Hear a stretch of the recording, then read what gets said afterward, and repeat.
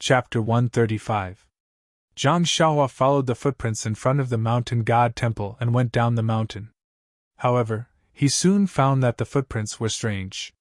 The footprints seemed to belong to two people. One of them stepped deeper, and the other stepped shallower.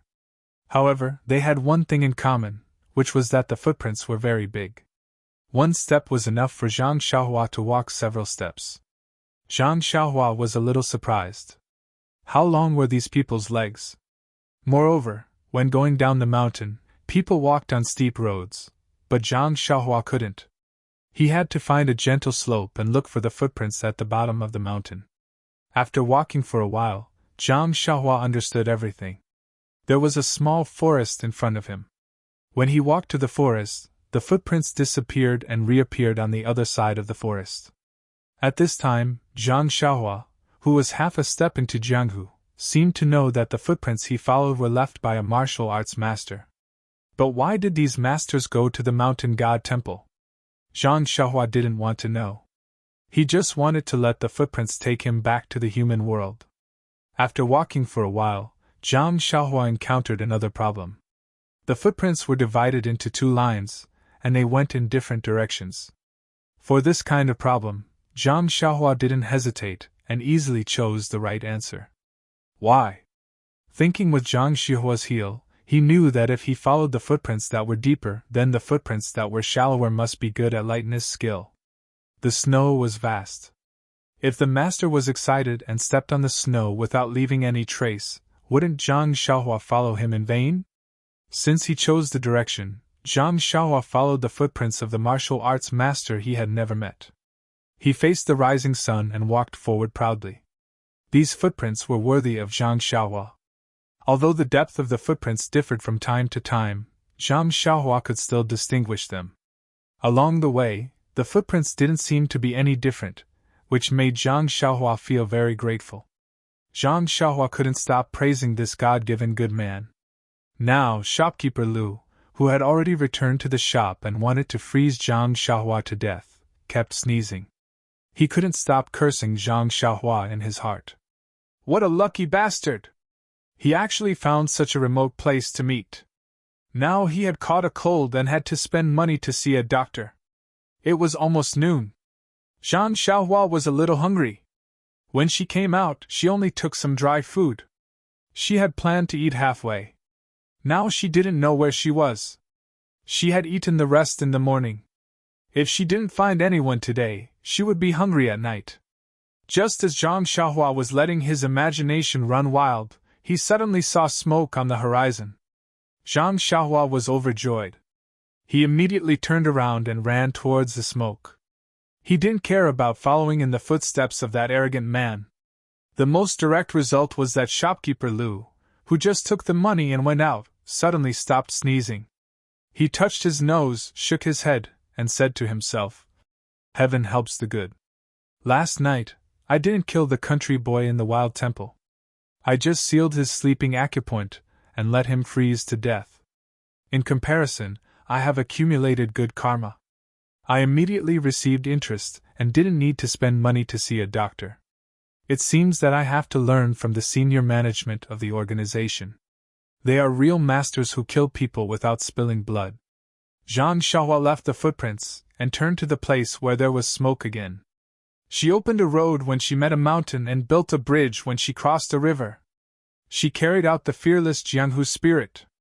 Finally, in the afternoon, she came to a small town in the countryside. Looking at the small town in the distance, the houses around the town, and the poultry around the houses, Zhang Xiaohua sighed with emotion. She finally found human habitation.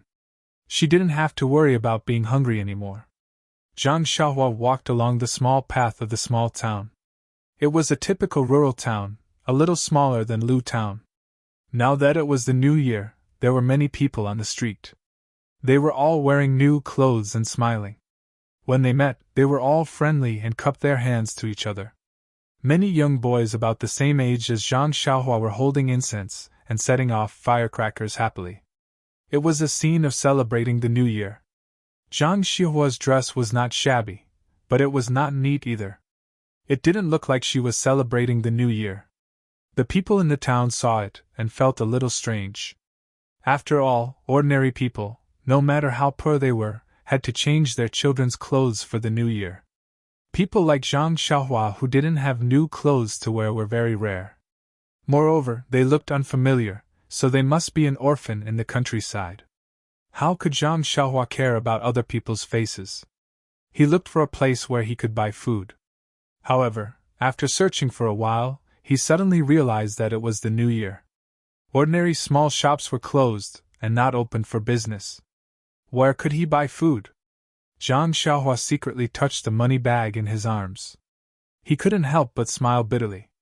Since he was born, he had never taken so much money. He even had to starve.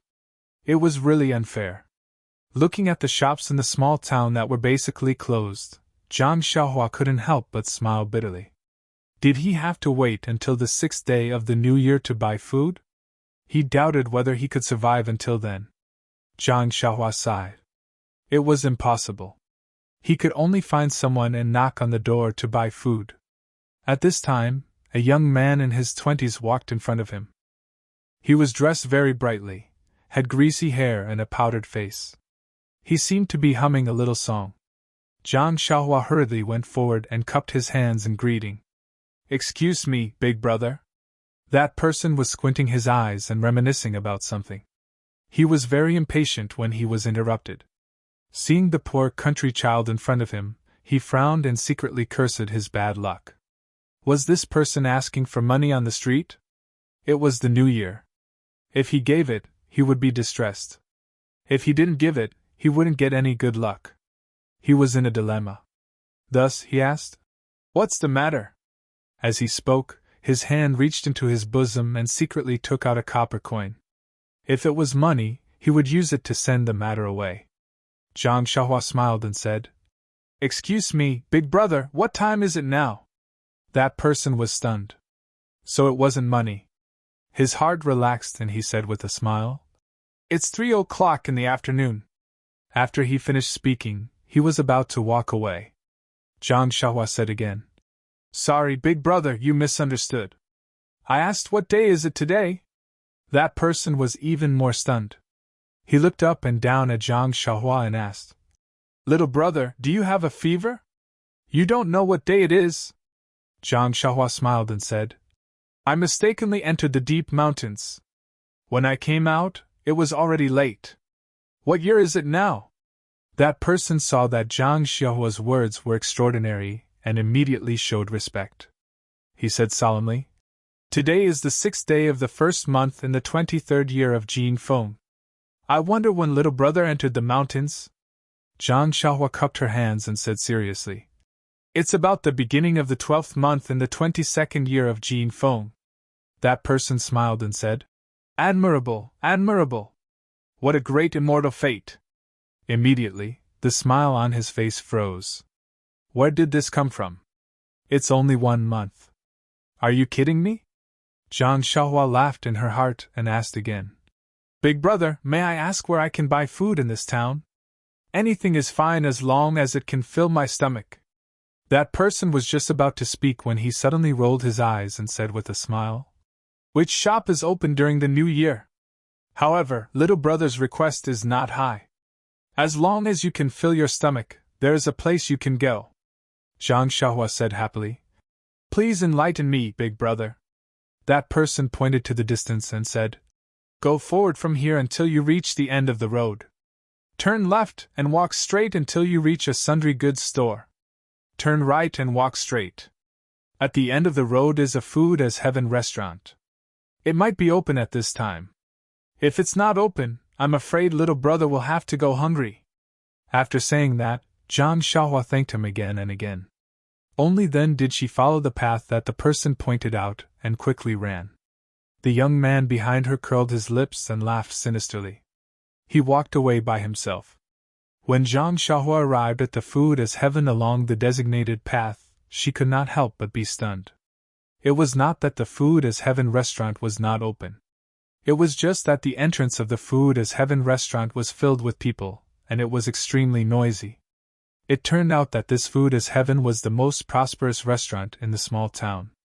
The new year was the best time for restaurants. How could they not open their doors to welcome customers? However, Zhang Xiaohua was in a dilemma. Not to mention that Zhang Xiaohua had never had the experience of going to a restaurant since she was young. On the way to Pingyang City, she had eaten at the Galloping Horse Inn. That was even when she followed Zhang Xiaohu there. Moreover, the customers of this restaurant either came in carriages or were dressed in silk and satin. All of them were fat and big. It seemed that this restaurant was not of a low class. Now, could she even enter? Just as she was hesitating, Zhang Xiaohua's stomach rumbled. Helplessly, Zhang Xiaohua still braced herself and walked forward. The waiter in front of the Food as Heaven restaurant was sweating profusely at the entrance to welcome customers. Suddenly, he saw a young man from the countryside walking over hesitantly. He could not help but frown secretly and thought to himself, "Country bumpkin, don't you know where you are before coming here without permission?" Just as he was about to wait for Zhang Xiaohua to go forward and scold him, the waiter realized that although Zhang Xiaohua's clothes were old, they were not made of the commonly seen cloth in the countryside. The waiter's eyes were very sharp.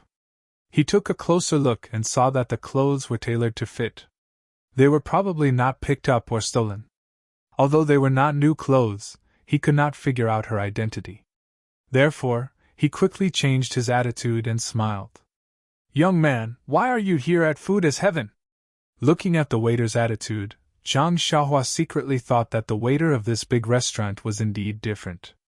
He was very professional and did not lower the standard of service just because of her young age. Zhang Xiaohua smiled and said, "Of course I'm here to eat. What else can I be here for?" The waiter blushed. That was true. He thought that the restaurant was high-end and this young man did not have money to eat here. Perhaps he was here to look for someone or ask about something. He did not expect that the young man was here to eat. One could not judge a book by its cover.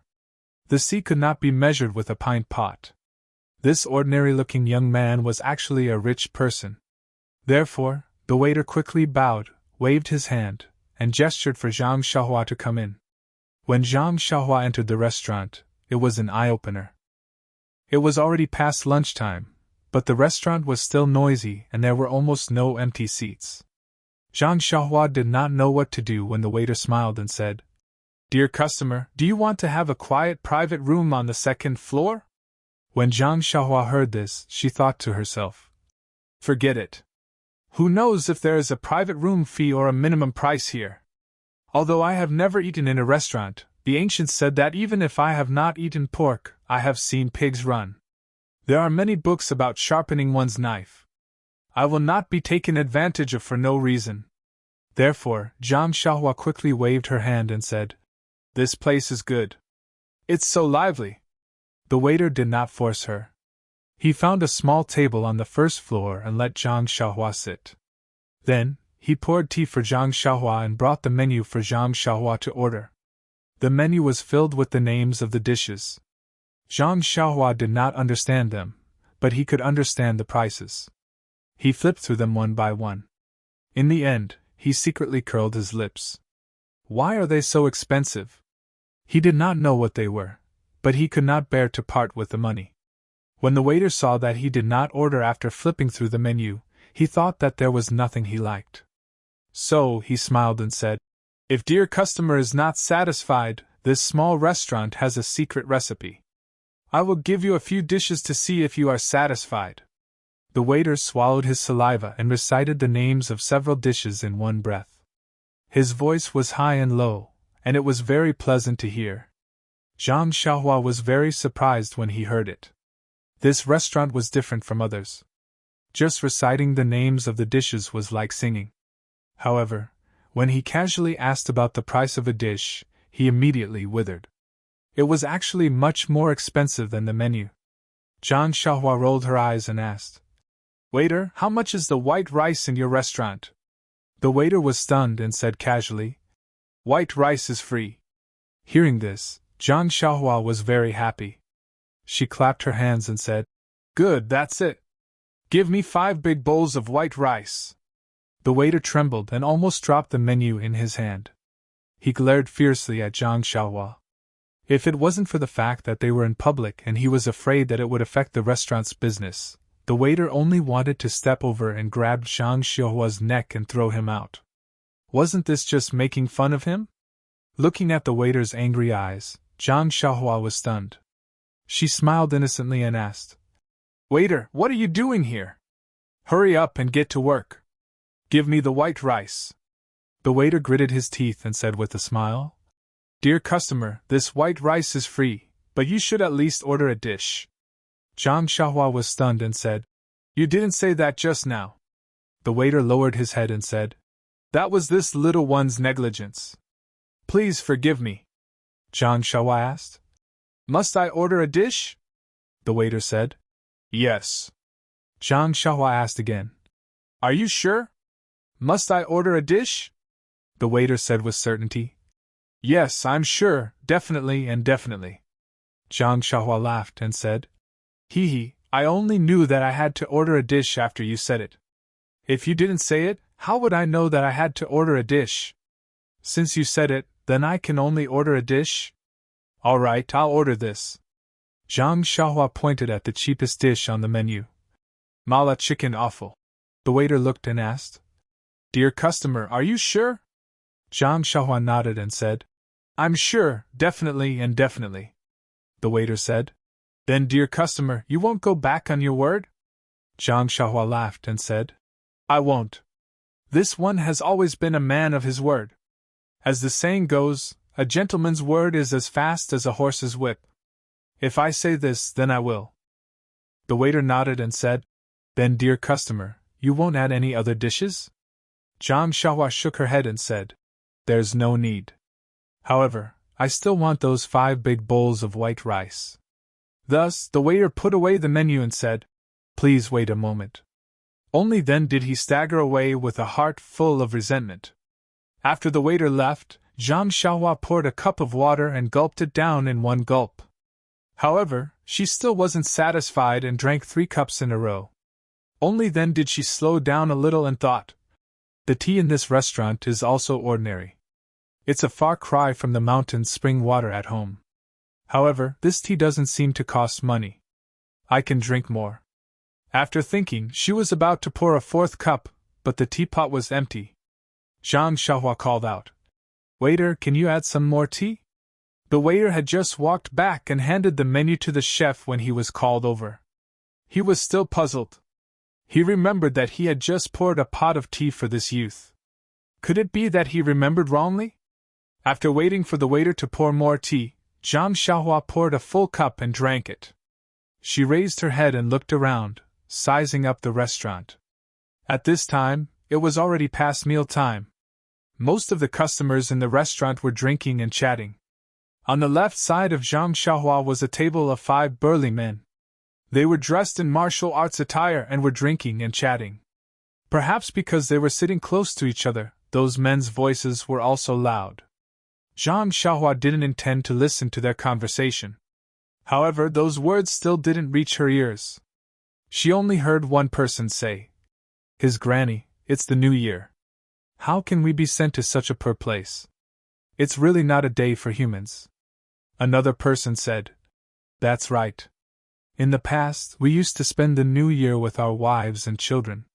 How can we have such a long escort this year?" One person said, "There's no other way. The customers are in a hurry. Time is tight, so we can only run during the new year." Another person said, "However, the remuneration this time is quite good. It's double the usual." One person said, "Then you're an old hat. The government has a rule that the remuneration for work during the holidays is 3 times the usual. What's with this?"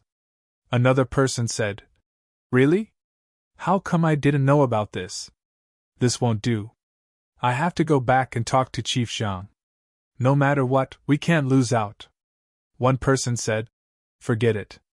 Chief Zhang is also a newcomer. Although he has gained some prestige recently, he's still not a proper escort. It's better to ask around in private first." Another person said, "Then we have to tell him so that he can be prepared. Maybe he doesn't even know about it." One person said, "That's fine too. Chief Zhang is usually very straightforward and enthusiastic. Maybe we can talk to the higher-ups and get some compensation. Another voice said. Let's talk about these things when we get back. Aren't we just here to drink? We should just wait for the job to be done quickly so that we can go home. In this town, only this restaurant is worthy of our attention. Even if we want to find a place to drink, there's no such place. One person said. There is, but it's a pity that we're not worthy of our attention. Besides, it's the new year and people have to go home too. How many of them are still waiting for you to take care of them in the courtyard? Following that, the few of them talked about some men's topics in a vulgar manner. Zhang Xiaohua was already at the age where she didn't really understand. Her face and ears turned red as she listened, but she couldn't cover her ears. She could only keep drinking water to distract herself. Accidentally, the teapot was empty again. Zhang Xiaohua could only call out again. Waiter, add more water. Please add it to your collection, thank you. 0. Chapter 136. When the waiter served Zhang Xiaohua's spicy chicken giblets and 5 bowls of white rice on a tray, Zhang Xiaohua had already drunk 3 pots of tea, and her stomach was rumbling with hunger. But when Zhang Xiaohua saw the plate full of chili and red chicken giblets, she couldn't help but be dumbfounded. She asked blankly, Waiter, is this the dish I ordered? The waiter smiled and said, Sir, that's right. This is our restaurant's famous special dish, spicy chicken offal. It's spicy and spicy. It tastes very delicious. It's a dish that people who like chili will definitely order. Zhang Xiaohua's face turned bitter. That's right. The menu clearly said spicy and spicy. Why didn't she ask more? The waiter asked her several times. Why didn't she pay attention? Alas, she was blindly greedy. Perhaps this dish was indeed delicious, but she never ate spicy food. There was no other way. She couldn't ask the waiter to change it to other dishes. Wouldn't that cost more money? Zhang Xiaohua had to bite the bullet. She picked up the bowl and chopsticks and carefully put a piece of chicken giblets into her mouth. Immediately, a spicy taste spread from her mouth to her head and then to her eyes. It was so spicy that she almost cried. Zhang Xiaohua quickly ate a few mouthfuls of white rice to calm down a little. Then, Zhang Xiaohua drank a lot of tea. Only then did she have the courage to eat a mouthful. Although this spicy chicken giblets was extremely spicy, it was also a good dish to eat. Zhang Xiaohua wanted to stop but was afraid of wasting, and wanted to eat but was afraid of spicy food. When the plate of spicy chicken giblets was finished, Zhang Xiaohua had already eaten 6 bowls of white rice and 2 pots of tea. When Zhang Xiaohua picked up the chopsticks, she picked up the red chili on the plate, and couldn't find a piece of chicken giblets. Only then did she put down her chopsticks with relief. Although Zhang Xiaohua wanted to eat the chili on the plate, she thought about her mouth and gave up the idea. She touched her round belly. She was really full. Since she had finished eating, she naturally had to pay the bill. Zhang Xiaohua raised her hand to call the waiter. In fact, when Zhang Xiaohua was eating, the waiter's eyes didn't leave her. After she finished eating, the waiter stared at her even more closely. Zhang Xiaohua's behavior was really suspicious. She had the tendency of eating without paying attention. If she slipped away, the waiter would have to pay for the meal. How could he not pay attention? At this time, when he saw that Zhang Xiaohua didn't have any other strange behavior, and called him over to pay the bill, he was more careful. He was afraid that Zhang Xiaohua would find a cockroach in the spicy chicken giblets and make it difficult for him. When Zhang Xiaohua asked him how much money to pay, the waiter was slightly relieved. He smiled and said, "Dear customer, are you done eating? It's 50 copper coins. 50 copper coins?" Zhang Xiaohua said strangely. "Why is it so much? I remember the price on the menu is 45 copper coins." The waiter smiled and said, "Dear customer, you didn't see wrong. That chicken giblets is indeed 45 copper coins. Then why are you asking for 50 copper coins?" Zhang Xiaohua asked again. "Isn't plain rice free?" The waiter said. "But dear customer, that pot of tea is 5 copper coins." "What? Zhang Xiaohua almost jumped up and said, "This water is expensive? Why didn't you tell me?" The waiter had a face of grievance and said, "You didn't ask me. Dear customer, this drink has to be charged. This is tacitly agreed by the government. Didn't you know? If you didn't ask me, how would I know that you didn't know?" Zhang Xiaohua was speechless. She had been extremely careful, but she had still been tricked by the restaurant. Fortunately, this tea was charged by the person and not the pot.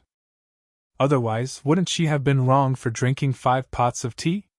Thus, Zhang Xiaohua didn't say anything else. She felt around in her chest and took out the money pouch. Then, she put her hand inside and felt around for a long time before taking out a small piece of broken silver. She handed it to the waiter. The waiter felt a wave of dizziness. He originally thought that this Zhang Xiaohua was someone who was prepared to eat for free. He had already made some preparations, but he didn't expect that the other party would actually pay the bill. If you want to pay the bill, then pay the bill. It's only 50 copper coins. You can just give me copper coins, but you gave me a piece of silver. It looks like it's at least 3 to 5 copper coins. Aren't you playing with me? The waiter resisted his impulse and lowered his head to ask, "Dear customer, it's only 50 copper coins. Don't you have copper coins? Or a smaller piece of broken silver would also be fine." Zhang Xiaohua said in a serious tone, "I don't have copper coins.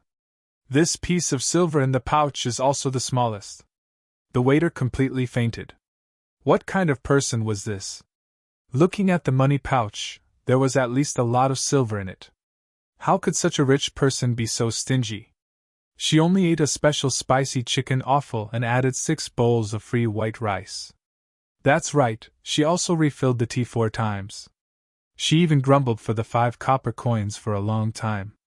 Not to mention the waiter's bitter face as he took the piece of broken silver to the counter to pay the bill.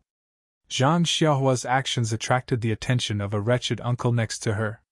He originally had a plate of peanuts and a jug of wine. He slowly drank and his bright eyes looked around. Zhang Xiaohua's food and appearance didn't enter his eyes.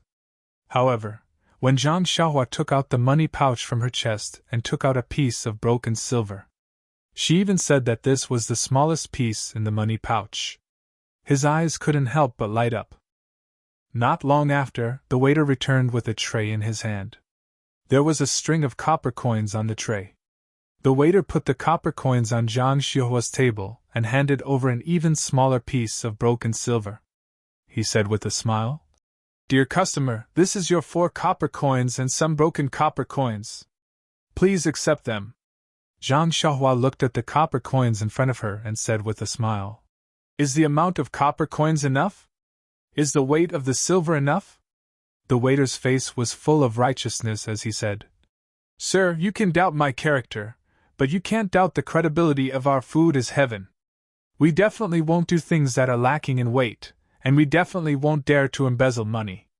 Zhang Xiaohua said, "If that's the case, then I'll believe you. Oh right, waiter, I want to ask you, do you know where Pingyang City is?" "Pingyang City?" That waiter scratched his head and said, "Dear customer, I've only heard of Pingrong City, Yang City, and Yu City. I've never heard of Pingyang City." This time, Zhang Xiaohua was stunned. Pingyang City was the biggest city he had ever seen, yet this knowledgeable waiter had never heard of it before. How far away was this place from Pingyang City? How far had he drifted to? Zhang Xiaohua immediately stood up and asked agitatedly, "Then, may I ask, is there a horse carriage company called Galloping? Galloping Horse Carriage Company?"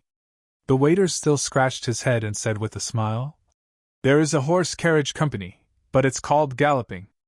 If you want to look for it, just turn left at the door and go straight."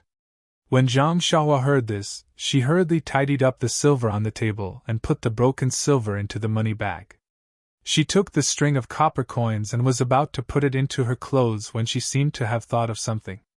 She took 1 coin from the string and hesitated for a moment. She took another coin and handed it to the waiter, saying, "This is your reward. Thank you for your hospitality." When the waiter saw the 2 large coins in her hand, he didn't know whether to laugh or cry. He didn't know if he should accept it or not. Most of the customers in this food as heaven restaurant had some status. Every time they tipped, they would either give 5 or 10 copper coins. Who would have seen these 2 coins before? However, when he thought about it, these 2 coins were the limit of the customer's behavior just now. Therefore, the waiter accepted it with a smile and said happily, "Thank you for your reward, dear customer." This time, he was sincere. However, Zhang Xiaohua was in a hurry to get up. She turned her head and said, "Waiter, next time if you want to charge for the tea, remember to remind me in advance." Bang! The waiter fainted at the entrance of the restaurant. Zhang Xiaohua left the food as heaven and quickly ran to the left. She didn't seem to notice what was happening behind her, and didn't see the waiter's injured appearance. Moreover, he didn't know that when he was still talking to the waiter, the wretched uncle in the corner had already paid the bill. When he heard the waiter mention the horse carriage company, he left the restaurant in advance. Zhang Xiaohua walked out of the restaurant and turned to the left. She looked up and saw a big courtyard at the end of the street. She could vaguely see a flag flying in front of it. It must be the horse carriage company that the waiter mentioned. She estimated that there was still some distance to go. Zhang Xiaohua couldn't help but quicken her steps. In this small town that she was unfamiliar with, Zhang Xiaohua thought that the only way home was by horse carriage company. What a joke.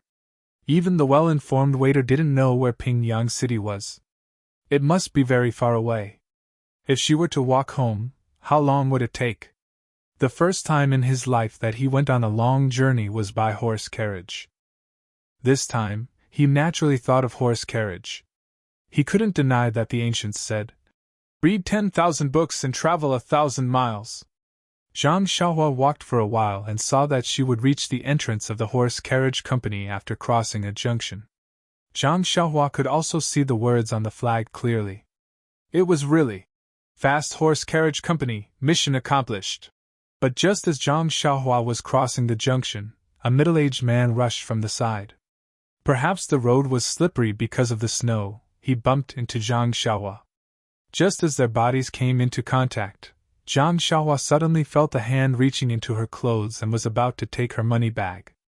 Zhang Xiaohua's senses were very sharp at this moment. She was also very agile. She immediately stopped in her tracks, turned her body and reached out with her left hand to grab that person's hand. She said, "What are you doing?" That middle-aged man saw that he was grabbed by Zhang Xiaohua, but he didn't panic. He deliberately slipped and fell on the ground in front of Zhang Xiaohua. He then shouted, "Aya, you little boy! Why are you so careless? You knocked me down? Aya, I'm injured." After saying that, he lay on the ground and started groaning. At this moment, Zhang Xiaohua was holding on to that person's wrist. That person was lying in front of her. Zhang Xiaohua didn't know what to do. Just as she was hesitating, she heard more voices.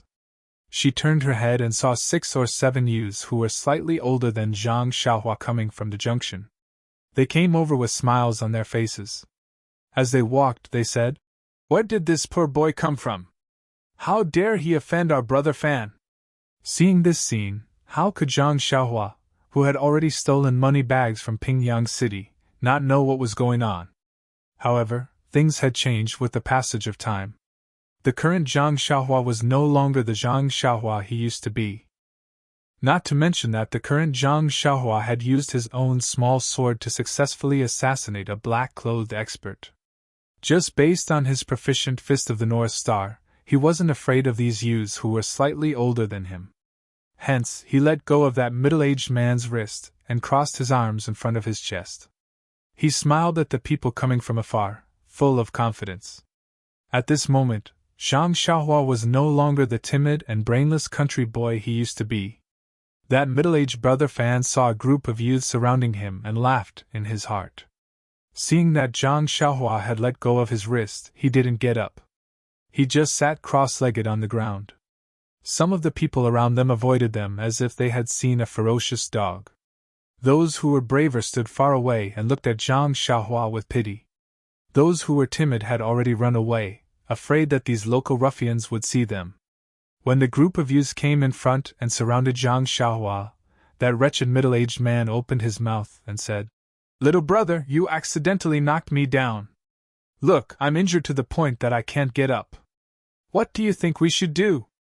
Zhang Xiaohua looked at the surrounding youths and smiled at Brother Fan. "Big brother, I walked very normally.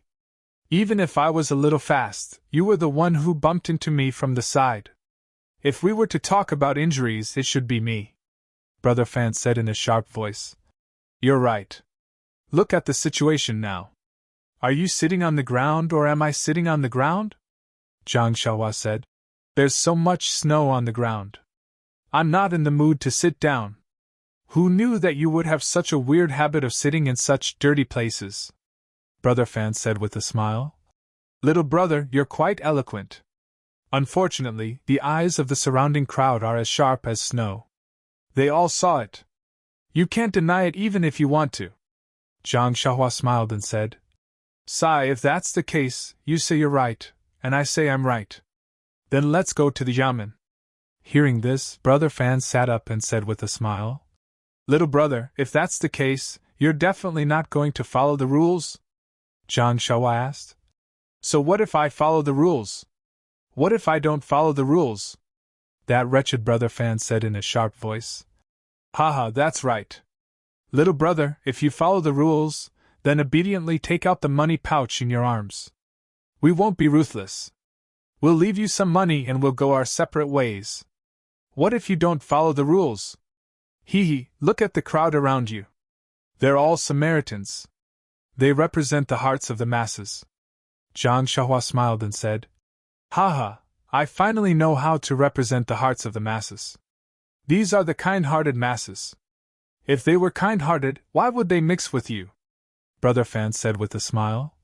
"Because I'm also a member of the kind-hearted masses," Zhang Xiaohua said. "Then why do I feel that your actions don't seem like it?"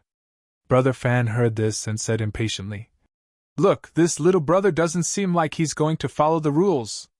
Zhang Xiaohua was even more amused and said, "If you're not going to follow the rules, then why do you have to rush to follow the rules?" Seeing that Zhang Xiaohua was teasing him without any sign of compromise, Brother Fan became angry from embarrassment. He waved his hand at the people behind him and said, "Forget it. Teach this kid a lesson. Let him know how powerful I am." When the people behind him heard this, 3 of them immediately walked out. They raised their fists and waved them around, showing off their thick muscles. Unfortunately, Zhang Xiaohua didn't care and just smiled. When the 3 of them saw that they were talking to no one, they looked at each other, raised their fists, and ran towards Zhang Xiaohua. The 3 of them had obviously practiced martial arts for a few days, and their movements were quite good at palm techniques. However, as soon as they got close, Zhang Xiaohua took advantage of them and used a move from the Fist of the North Star to block the fist of the person in front of her. Then, she changed her move and swept her leg towards the person's non-existent lower body. With a bang, the man fell to the ground. At this time, another person also came in front of her. Zhang Xiaohua didn't dodge and raised her fist to meet the person's fist. There was also a muffled sound as the 2 fists collided. Zhang Xiaohua didn't move. The person cried out in pain and held his fist. He took a few steps back and opened his mouth in pain. The remaining person came closer, but when he saw what happened to the other 2, he was already scared. He retreated and prepared to retreat. How could Zhang Xiaohua let him go? She shot forward and kicked the person's waist. That person also fell to the ground with an ouch. Zhang Xiaohua was puzzled. Her kick wasn't very strong. Seeing that his 3 subordinates had been defeated, Brother Fan was in a dilemma. If he ran away without fighting, it would be difficult for him to convince the others in the future. However, if he continued to fight, the remaining 4 people and himself might not be a match for this person. What should he do? Brother Fan thought for a moment, then took out something from his waist and made a gesture to the other 4 people. The 4 of them did the same. At this time, Zhang Xiaohua saw that each of them had a dagger in their hands. Looking at the daggers that flashed with a cold light, Zhang Xiaohua couldn't help but feel a little flustered. She wasn't afraid of fighting barehanded, but against weapons, she really didn't have any experience. However, there was always a first time for everything. Perhaps this was a kind of test for herself. Thinking about this, Zhang Xiaohua unconsciously reached out her left hand to touch the small sword in her bosom. However, she immediately let go.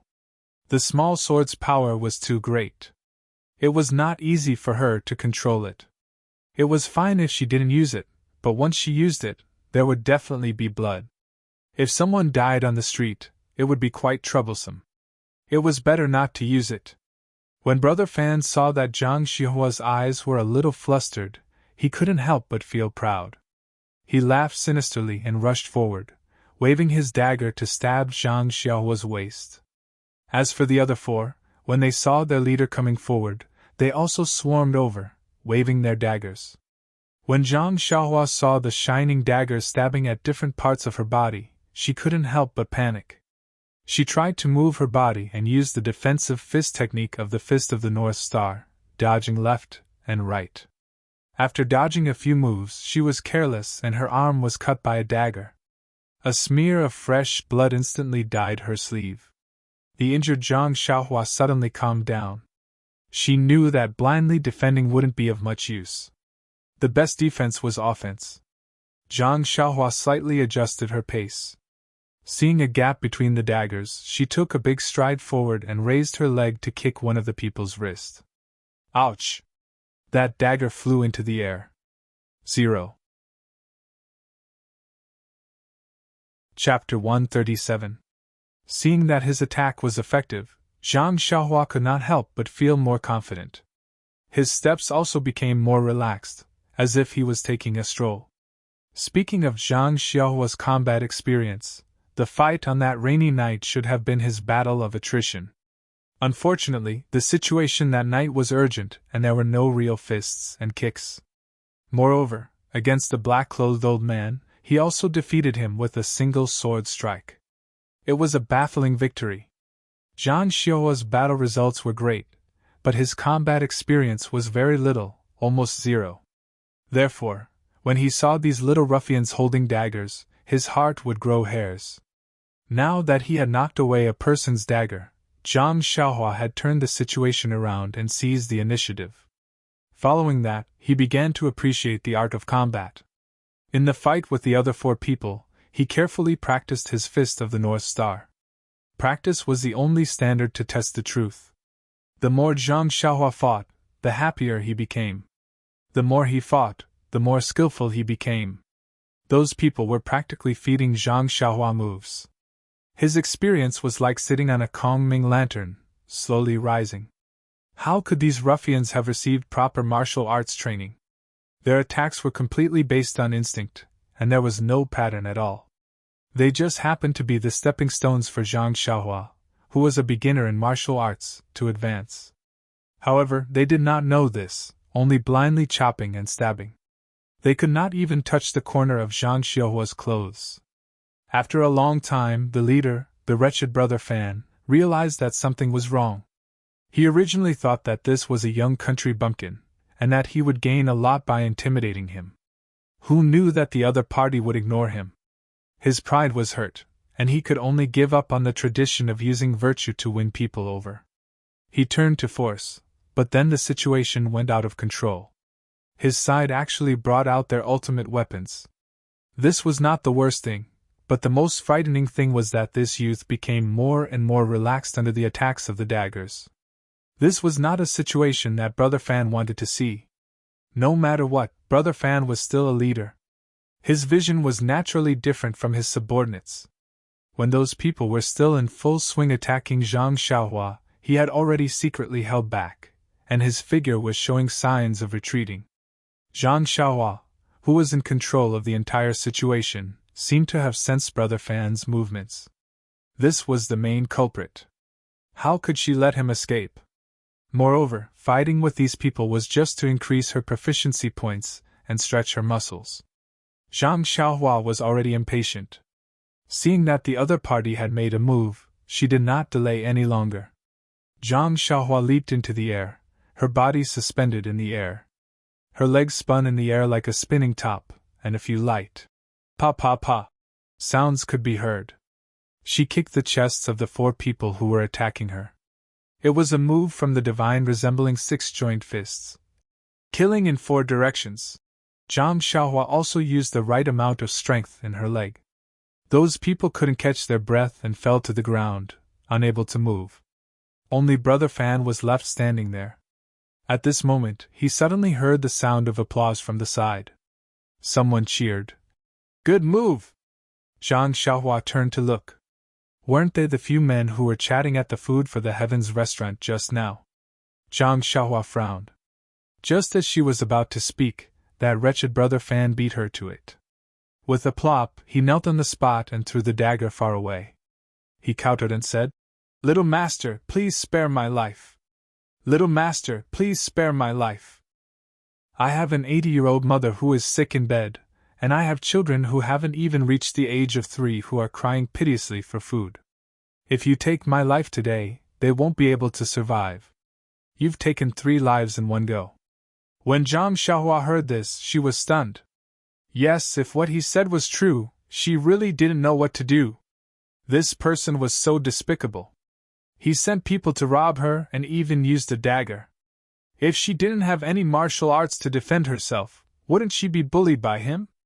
But if she let them go, Zhang Xiaohua couldn't help but think of her own family's experience in Lu Town. Wasn't that the case? Her heart was unwilling to accept this. Just as she was in a dilemma, the few men who had applauded and cheered just now came closer. The square-faced man at the front cupped his hands and said, "Little brother, this one is Yuan Changqing. Greetings." Zhang Xiaohua saw that the other party was being polite. She didn't know who he was, but she did as she was told. That Yuan Changqing saw Zhang Xiaohua frown and knew what he was thinking. He laughed and said, "Little brother, please don't take offense. This one is a little impetuous. However, I'm not familiar with this person, so please don't worry." Hearing this, Zhang Xiaohua was even more puzzled. If you were acquainted with this wretched Brother Fan, you could have come over to persuade him. He could have just let you go. If you didn't know this person, why did you come over? Thus, Yuan Changqing explained the reason in full detail. It turned out that when Zhang Xiaohua was inquiring about the situation with the shop assistant at Food for the Sky, this Yuan Changqing had heard everything. Even when Brother Fan stood up and looked at him with ill intentions, this trained escort had seen it all. Perhaps he could ignore other people, but this young man was inquiring about Pingyang City. He reckoned that he was most likely from Pingyang City. Since he was from Pingyang City, then Yuan Changqing couldn't just sit by and watch. Just as Zhang Xiaohua left the restaurant, the few people who had eaten and drank to their heart's content also paid the bill and left under Yuan Changqing's suggestion. Then, they followed behind Zhang Xiaohua from a distance. Brother Fan purposely bumped into Zhang Xiaohua and the group of ruffians surrounding Zhang Xiaohua. This was all seen by Yuan Changqing and the rest. A few impatient men wanted to go forward, but Yuan Changqing saw that Zhang Xiaohua looked relaxed and didn't seem to be afraid at all. He pulled the rest aside to watch the show. It was only when Zhang Xiaohua used the Fist of the North Star and knocked down the ruffians that the crowd couldn't help but applaud and praise. Hearing this, Zhang Xiaohua understood that there were still some kind-hearted people in the pugilistic world. However, she was even more puzzled. Why couldn't they help her when she was from Pingyang City? Thus, Zhang Xiaohua asked, "Brother Yuan, it should be natural for people in the pugilistic world to help when they see injustice on the road. When you saw me being bullied by the ruffians in your town, you should have helped me without hesitation. Why did you say that you didn't have to help me?" Yuan Changqing and the rest blushed a little and said awkwardly, "Little brother, you don't know. We are like you and came from afar. A powerful dragon can't defeat a local snake. Isn't it better to avoid trouble if we can?" Zhang Xiaohua suddenly understood and asked again, "Then why do you want to help me?"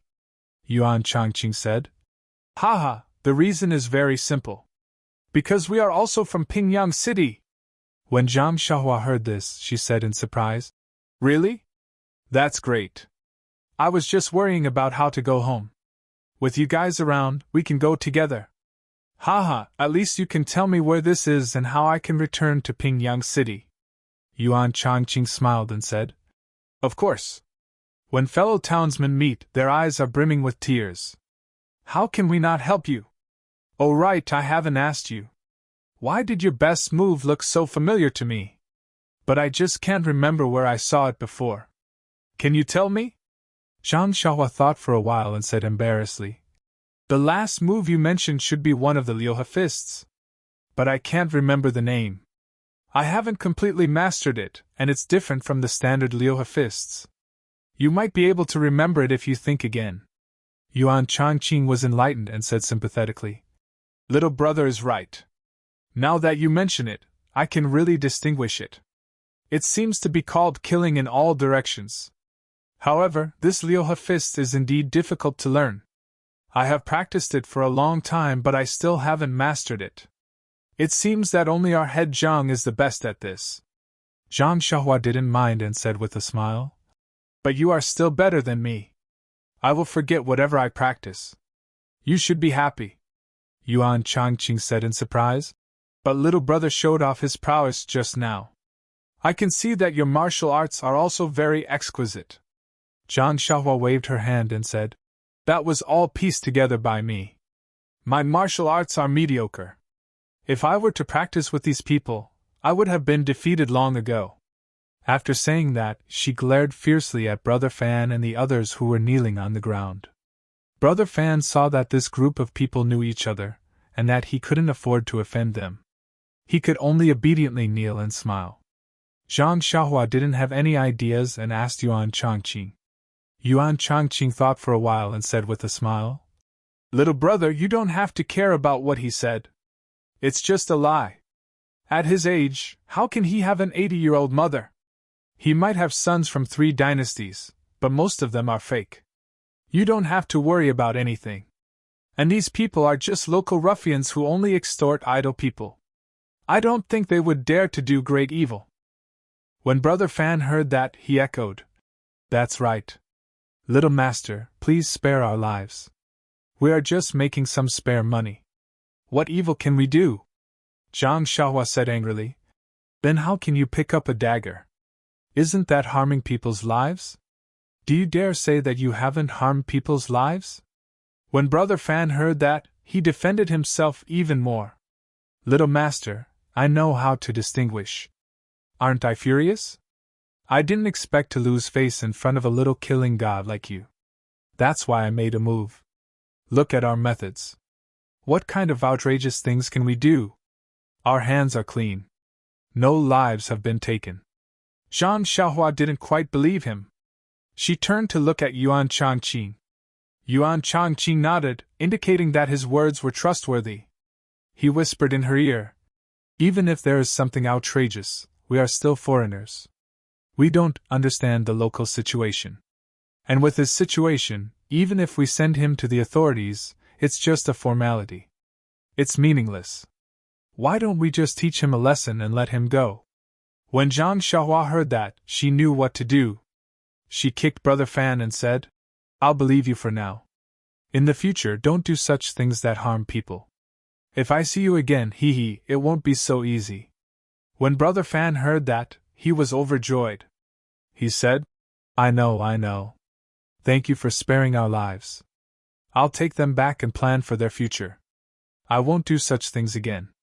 When Zhang Xiaohua heard this, he curled his lips and thought to himself, You make it sound better than singing. Who would believe you? At this time, the others also woke up. They supported each other. When they heard Zhang Xiaohua let go, they supported each other and prepared to leave with Brother Fan. But before they could take a step, Zhang Xiaohua suddenly rolled her eyes and shouted, You guys wait.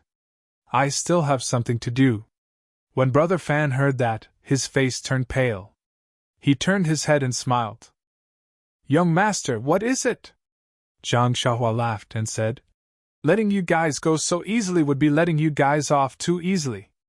I can't give you guys a deep lesson. With a heart of compassion, I've decided to teach you guys a lesson. Brother Fan's face became even uglier. He said, Listen to this young master's instructions. I wonder how you'll teach us? Zhang Xiaohua said, Since you want to rob me and take my money pouch, I naturally have to pay you back in your own coin. Besides, Sai, your actions have deeply hurt my heart. You have destroyed my beautiful impression of this town. This loss is huge. You have to compensate me for my mental damage. I've decided, Zhang Xiaohua said. Since you want to rob me and take my money pouch, I'll pay you back in your own coin. Zhang Xiaohua took a deep breath and said, I've decided to take your money pouches and let you guys have a taste of being robbed. When everyone heard that, they fainted. If you want to compensate, just say it. Why do you have so many reasons? Brother Fan naturally didn't dare to say anything. He hurriedly urged his subordinates to take out their small pouches and hand them to Zhang Xiaohua. Zhang Xiaohua didn't mind and took them one by one and put them in her bosom. Finally, Brother Fan carefully handed over his slightly full pouch. Zhang Xiaohua weighed it up and down and said, It's not that heavy. It seems your business isn't good. Brother Fan smiled and said, This young master is joking. It's a small business to begin with. It can only be fun, but not rich. Zhang Xiaohua smiled and said, You really don't have anything in your bosom? Brother Fan smiled and said, I really don't have anything. Finished speaking, he rubbed his bosom to show that he wasn't lying. However, his hand suddenly stopped moving. He awkwardly took out a palm-sized light green jade pendant and handed it to Zhang Xiaohua. He said, This I forgot. I still have this thing in my bosom. Zhang Xiaohua asked curiously, Where did this come from? How could you forget? Brother Fan said embarrassedly, I took this from a rich merchant yesterday. I've already taken it to the town's jade merchant for appraisal. They said it's a worthless fake. Hee, I just put it in my bosom. If this young master doesn't mind that it's a fake, please kindly accept it. Zhang Xiaohua didn't stand on ceremony and reached out to take it. She said, I'll take it even if it's a fake. It's just a lesson to you. Thus, under Zhang Xiaohua's awe-inspiring righteousness, she plundered the 6 or 7 people's money pouches before letting them go. Yuan Chongqing and the others were dumbfounded by Zhang Xiaohua's actions. They didn't know what to say. Zhang Xiaohua's words were good, and he had his reasons too. You robbed me, so I had to teach you a lesson. Since you want to save people, then I'm not afraid of using strong medicine. Then, you ruffians, I'm sorry. Hand over your money bags. You can treat your own injuries. I'll teach you a lesson, and I hope you can remember this lesson. I hope you can remember this lesson. Zhang Xiaohua put the money pouches and the fake jade pendant into her bosom. Her heart was full, and her eyes curved into crescents. She smiled and said, Everyone, why are you standing there in a daze? Where do you live?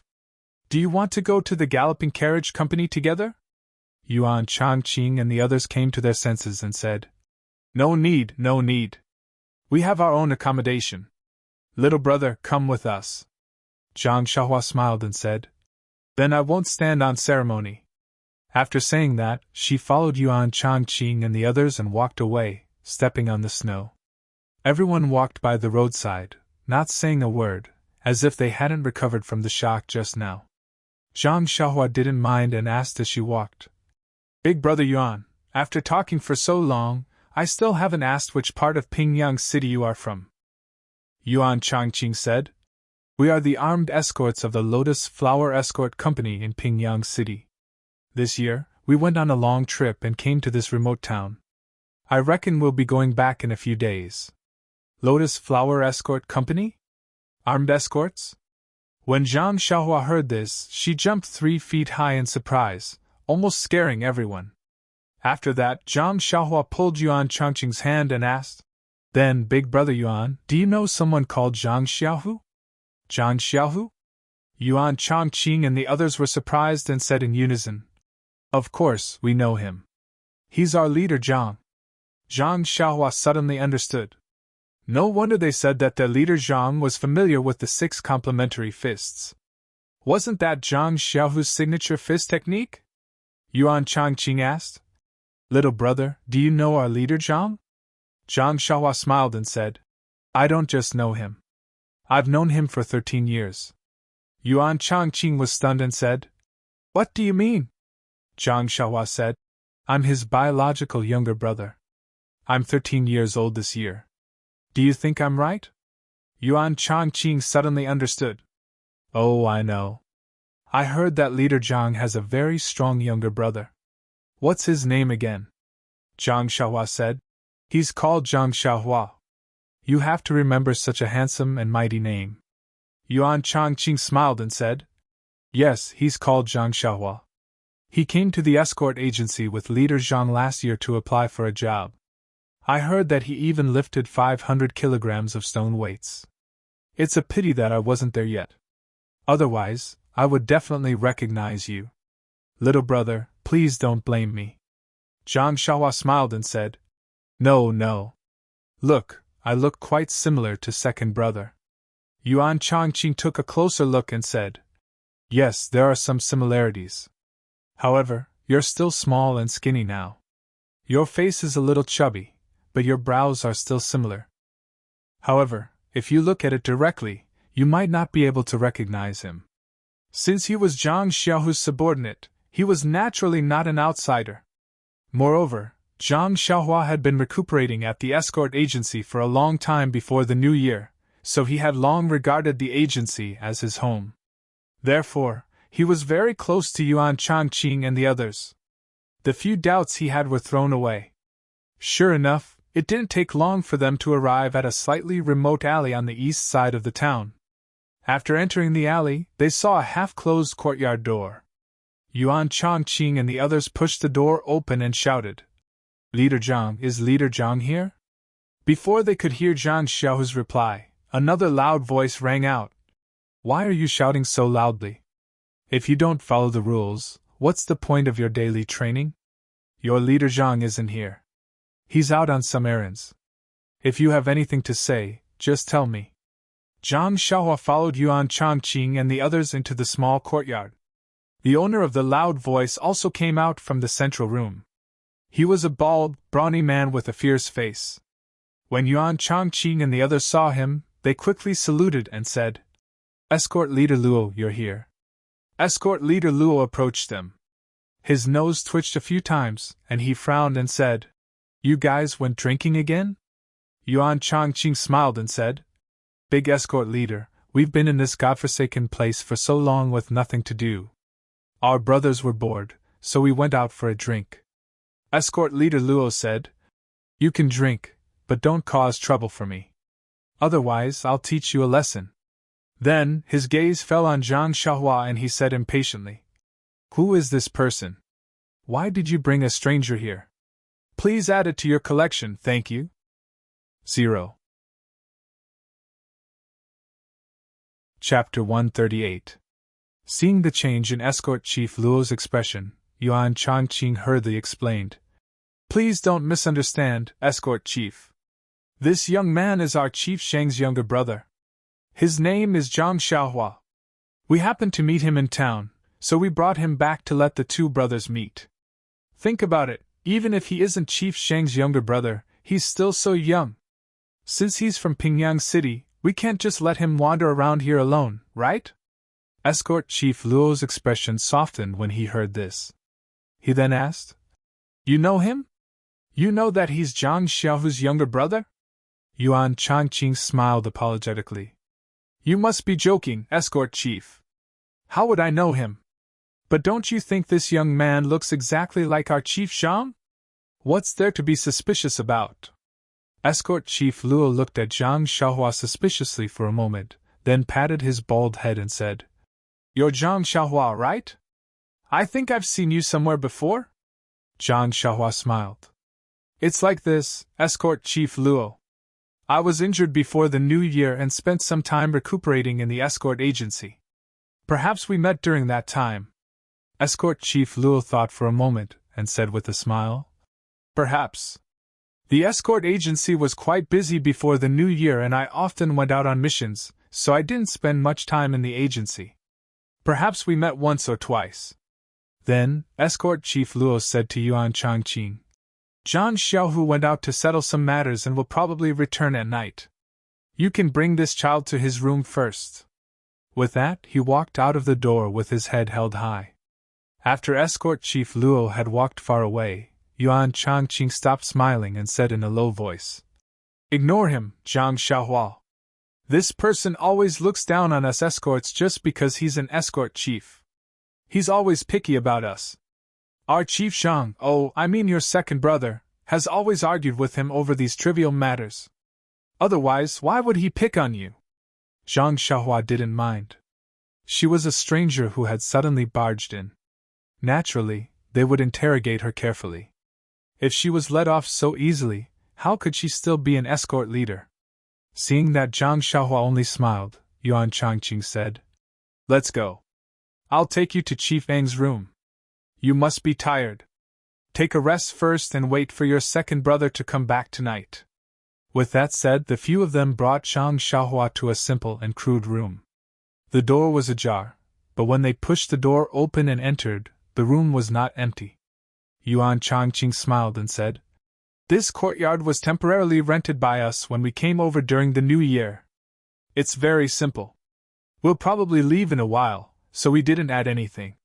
Zhang Xiaohua smiled and said, "This house is similar to the one second brother has at the escort agency." Yuan Changqing said, "Chief Sheng's house is still alright since he's living alone. Chief Zhang also likes cleanliness, so of course the house is clean.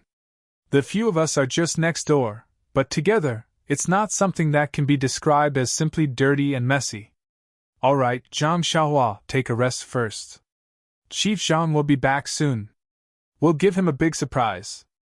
Zhang Xiaohua's heart skipped a beat. She said, "Okay. Then it's a deal. Don't tell him in advance." Yuan Changqing and the others smiled and said, "Okay, it's a deal. Chief Zhang is very generous to us. I haven't seen him happy for a long time. This must make him very excited." Zhang Xiaohua asked again, "But that escort chief Luo knows about it too. He won't tell second brother, right?" Yuan Changqing and the others said, "Haha, don't worry. This escort chief Luo went out at this time. He's probably looking for some fun somewhere. With your second brother around, he can rest assured. He takes care of many things very well. He won't be back until nighttime." Only then did Zhang Xiaohua feel relieved and repeatedly agreed. Yuan Changqing and the others saw that Zhang Xiaohua looked tired, so they didn't say anything else and left. Zhang Xiaohua had been running from early morning until the afternoon. When she was eating at the restaurant, she was harassed by the local ruffians. Then she showed off her power and killed all of them. Naturally, she was tired by now. She looked at the wound on her arm. It had stopped bleeding a long time ago and didn't seem to hurt now. She didn't have the mood to care about it. She spread out the quilt on Zhang Xiaohu's Kong bed and crawled into it. She quickly fell asleep. Time passed quickly. The winter days were short, and dusk arrived quickly. When the lanterns were lit, Zhang Xiaohu came back from outside. He was exhausted but also a little happy. Even though Zhang Xiaohu was only escort leader Luo's assistant, and was only there to help him with his work, this man seemed to think highly of him and pushed all the work to him. Just like today, when he was discussing the return journey en route with the merchants, escort leader Luo even asked Zhang Xiaohu to handle it. Did he really think of Zhang Xiaohu as a permanent worker who didn't need to be paid a monthly salary? However, this was good too. Zhang Xiaohu had learned a lot from this escort mission. Even if he was asked to run an escort alone in the future, there wouldn't be a problem. However, Zhang Xiaohu smiled bitterly and shook his head. He was just an escort, not an escort leader. Why would the agency let him be in charge? Fortunately, he had already agreed on the return journey and route with the customers. Returning to Pingyang City was imminent. At the thought of Pingyang City, Zhang Xiaohu was really eager to return home. He had run 2 long escort trips before the New Year and actually didn't stay in Pingyang City for the New Year. He wondered how his brother was doing in Huanqi Mountain Village. However, thinking about what Zhang Xiaohua said, there were many people in the mountain village who cared and took care of him. He should be able to have a good New Year. There was also Li Jinfeng, young masterly. He had agreed to let him pass a message to his family, and bring some money back when he returned home before the New Year. However, he came and went in a hurry and didn't have time to see him. At this moment, he should be at home enjoying the happiness of family. He wondered if he still remembered to make a trip to Guizhuang House. Zhang Xiaohu entered the courtyard. As he greeted the people in the courtyard, he quickly walked back to the house. He pushed open the half-closed door and walked to the small table in the house. He took out a fire starter and lit the oil lamp. He then poured a cup of water and sat on the stool while drinking, heaving a sigh of relief. When he finished drinking the water, he then realized that there was another person lying on his Kong bed. Zhang Xiaohu shook his head and thought to himself, "Which escort agency's brother is this again?" After drinking, he entered the wrong house. Hence, Zhang Xiaohu stood up, picked up the oil lamp and walked to the Kong bed. That person was lying sideways on the Kong bed and was sound asleep. Zhang Xiaohu rolled him over and scolded him with a smile. "Hurry up and get up. It's already dark. Quickly go and eat. If you want to sleep, go back to your room and sleep." However, this person was very small and light. Zhang Xiaohu easily flipped him over. Just as he was feeling surprised, he couldn't help but exclaim when he saw that person's face. "Xiaohua!" The oil lamp in his hand almost fell on Zhang Xiaohua's face. Zhang Xiaohu was shocked. He quickly calmed himself down and held the oil lamp tightly to prevent Zhang Xiaohua from being disfigured. He took a closer look and rubbed his eyes. If it wasn't Zhang Xiaohua's small face, who else could it be? Was he dreaming? Zhang Xiaohu walked to the door and looked at the courtyard. There were a few bodyguards and armed escorts walking around. The snow in the courtyard was still very deep. Wasn't this the courtyard he had just entered? Then, Zhang Xiaohu pinched his cheeks unconfidently. The pain proved that he wasn't dreaming. But why did Zhang Xiaohua come to his Kong bed from Pingyang City? With that thought, Zhang Xiaohu walked quickly to the Kong bed. He wanted to wake Zhang Xiaohua up and interrogate her. However, when he saw Zhang Xiaohua sleeping soundly, he immediately retracted his hand. It was better to let Xiaohua have a good sleep.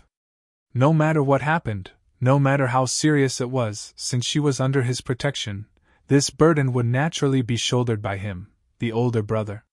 His younger brother was still young and must have suffered a lot when he came here. Even if the cause of the matter was complicated, now was not the time to ask. Everything would have to wait until he woke up. Thinking of this, Zhang Xiaohu carefully blew out the oil lamp and put it down. He then tiptoed carefully and walked out softly.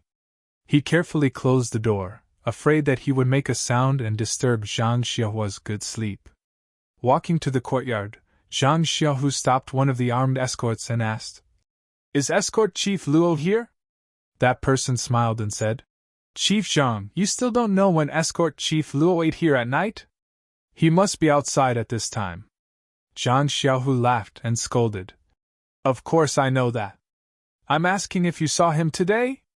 That person said, "Not since this afternoon." Zhang Xiaohu probed again. "Then did you see anyone enter my house?" That person thought for a while and said, "I don't remember. Our courtyard is remote and no strangers usually come here. If someone came, I would naturally remember." "Why? Chief Zhang, did you lose something?" Zhang Xiaohu smiled and said, No, I'm just asking." After saying that, he let that person go. Then, he asked a few other armed escorts, and they all gave the same answer. Zhang Xiaohu was a little puzzled. Did his younger brother fly here? Moreover, how did he know he was here? Just as he was thinking, he bumped into Yuan Changqing and a few other armed escorts who were on good terms with him coming back from outside. When Yuan Changqing saw Zhang Xiaohu, he smiled and said, "Chief Zhang, did you just come back from outside?" Zhang Xiaohu smiled and said, "Yes, I just came back." "Why did you all go out again?" Yuan Changqing said. "It's very boring to stay in the courtyard. Why don't we go out?" Zhang Xiaohu said. "Instead of going out for a stroll, it's better to practice some punches and kicks." "Why don't you practice some punches to train your body?" Yuan Changqing smiled and said, "Chief Zhang, we can't compare to you. Our punches and kicks are just like that. How can we improve? If I were as lucky as you, I would also practice diligently at the martial arts center to learn the inner strength mantras." Zhang Xiaohu said, opportunities are always given to those who are prepared. If you don't put in the effort, you won't be able to seize the opportunity even if you have it. Yuan Changqing said. All right, Chief Zhang, I know you're good to us. We'll practice our punches well after dinner. It won't be a waste of your saliva. Zhang Xiaohu smiled and said, It's your business whether you want to practice or not. You don't have to look at my face. Then, Yuan Changqing asked mysteriously, Chief Zhang, did you just come back? You haven't gone back to your room yet, right? Zhang Xiaohu didn't understand and said, I've been back for a while. I just went back to my room. Immediately, he came to a realization and asked, You were the one who brought Zhang Xiaohua back? Yuan Changqing blinked and said with a smile, It seems that I was the one who did it.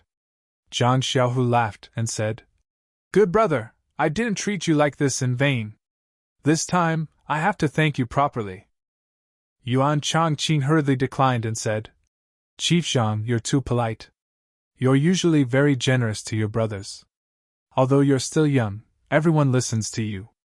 We're all happy to do something for you, so you don't have to be so polite. Besides, we just happened to meet at the right time.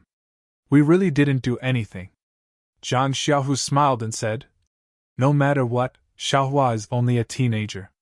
If you didn't bring him, he wouldn't be able to find this place. Oh right, how did you meet him? Do you know Xiaohua? Asking this, Yuan Changqing and the others' expressions were very interesting. He said, Chief Zhang, like father like son, it should be Brother Dragon and Brother Tiger to you. Zhang Xiaohu stared blankly and scolded with a smile. Nonsense, my big brother is called Little Dragon, and I'm called Little Tiger. Of course I'm Brother Dragon and Brother Tiger. Yuan Changqing saw that he didn't understand and explained with a smile. I'm your little brother. That's what you call amazing. Zhang Xiaohu didn't understand, so Yuan Changqing told him everything he saw and heard in the afternoon. With this, he spoke for a full quarter of an hour. It had to be said that this Yuan Changqing's eloquence was excellent.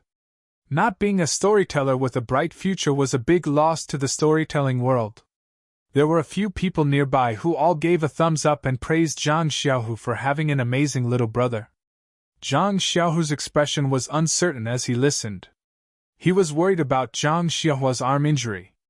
After waiting for Yuan Changqing to finish, he said, You guys wait here for a moment. I'll be right back. Under everyone's puzzled gaze, Zhang Xiaohu quickly ran back to his room. However, he came back with a normal expression. Yuan Changqing asked, Chief Zhang, did you forget something? Zhang Xiaohu smiled and said, I didn't forget anything. I'm just worried about Xiaohua's injury.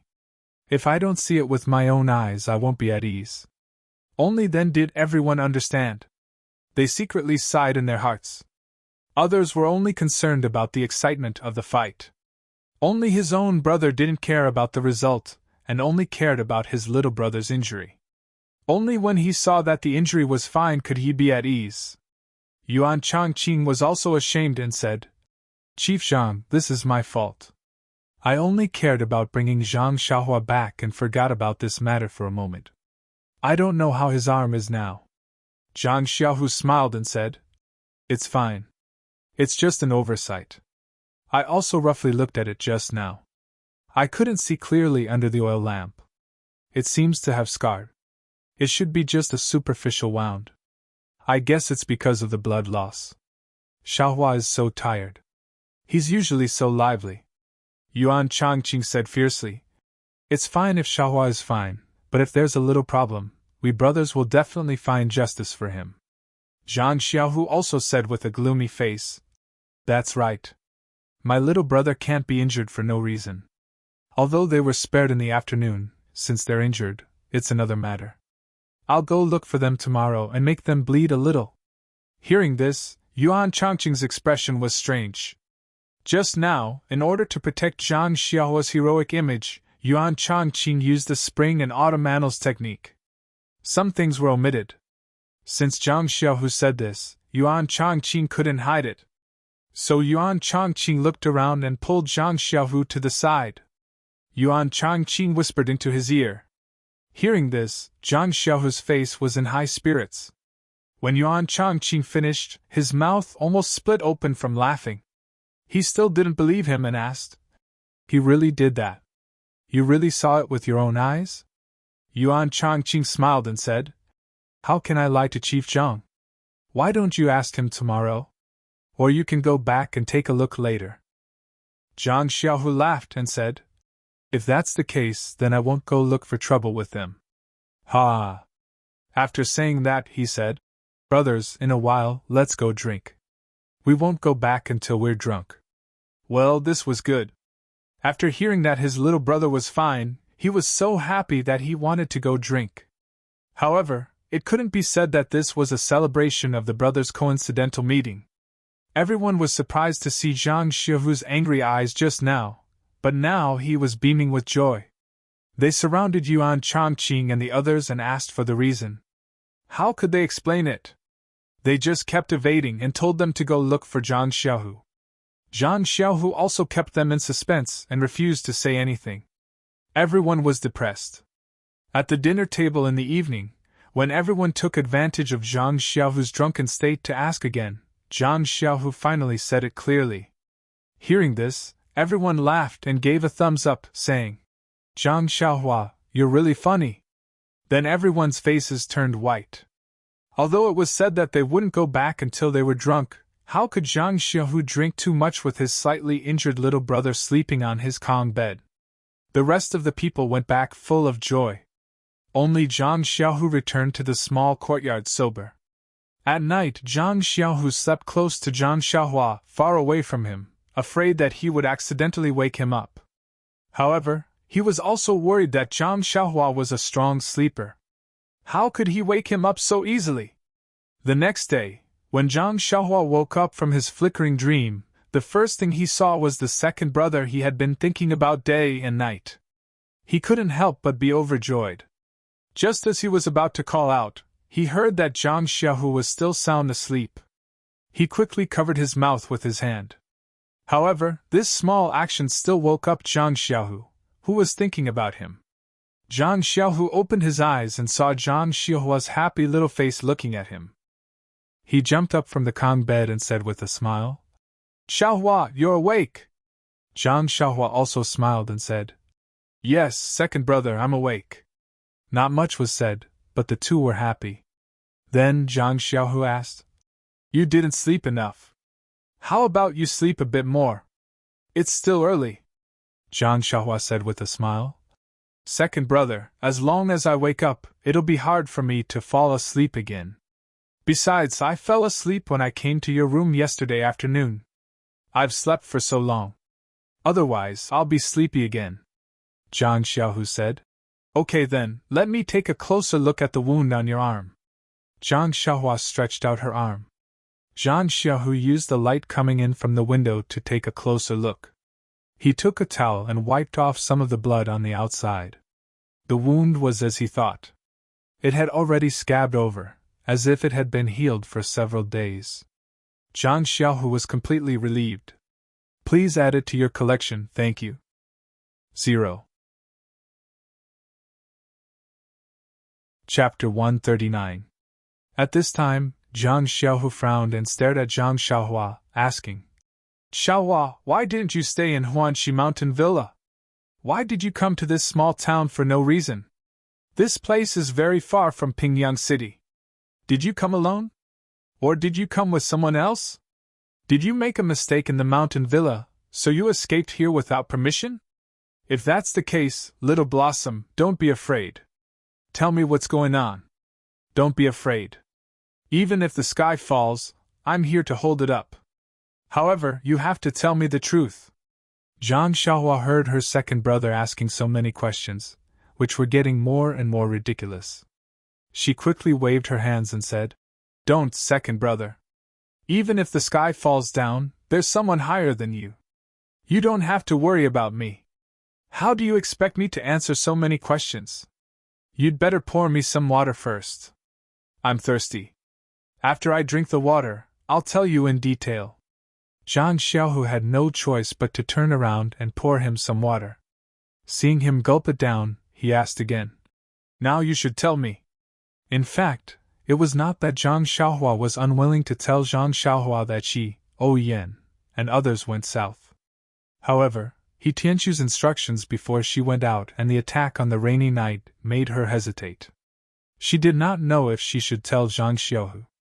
Moreover, she was injured by the men in black and almost lost her life. Although she was fine now, if she told her second brother, he would be worried. What should she do? Moreover, Shirtai did not seem to want others to know her whereabouts. She did not even tell Zhang Xiaohua about her background.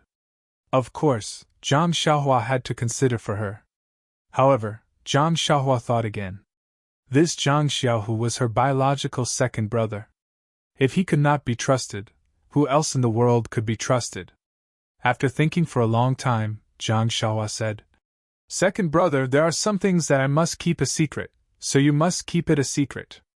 What I told you today, you mustn't tell anyone. Even if escort Luo asks, you mustn't say a word." Zhang Xiaohu saw Zhang Xiaohua's hesitation and thought that he had done something bad. When he heard this, he could not help but become serious.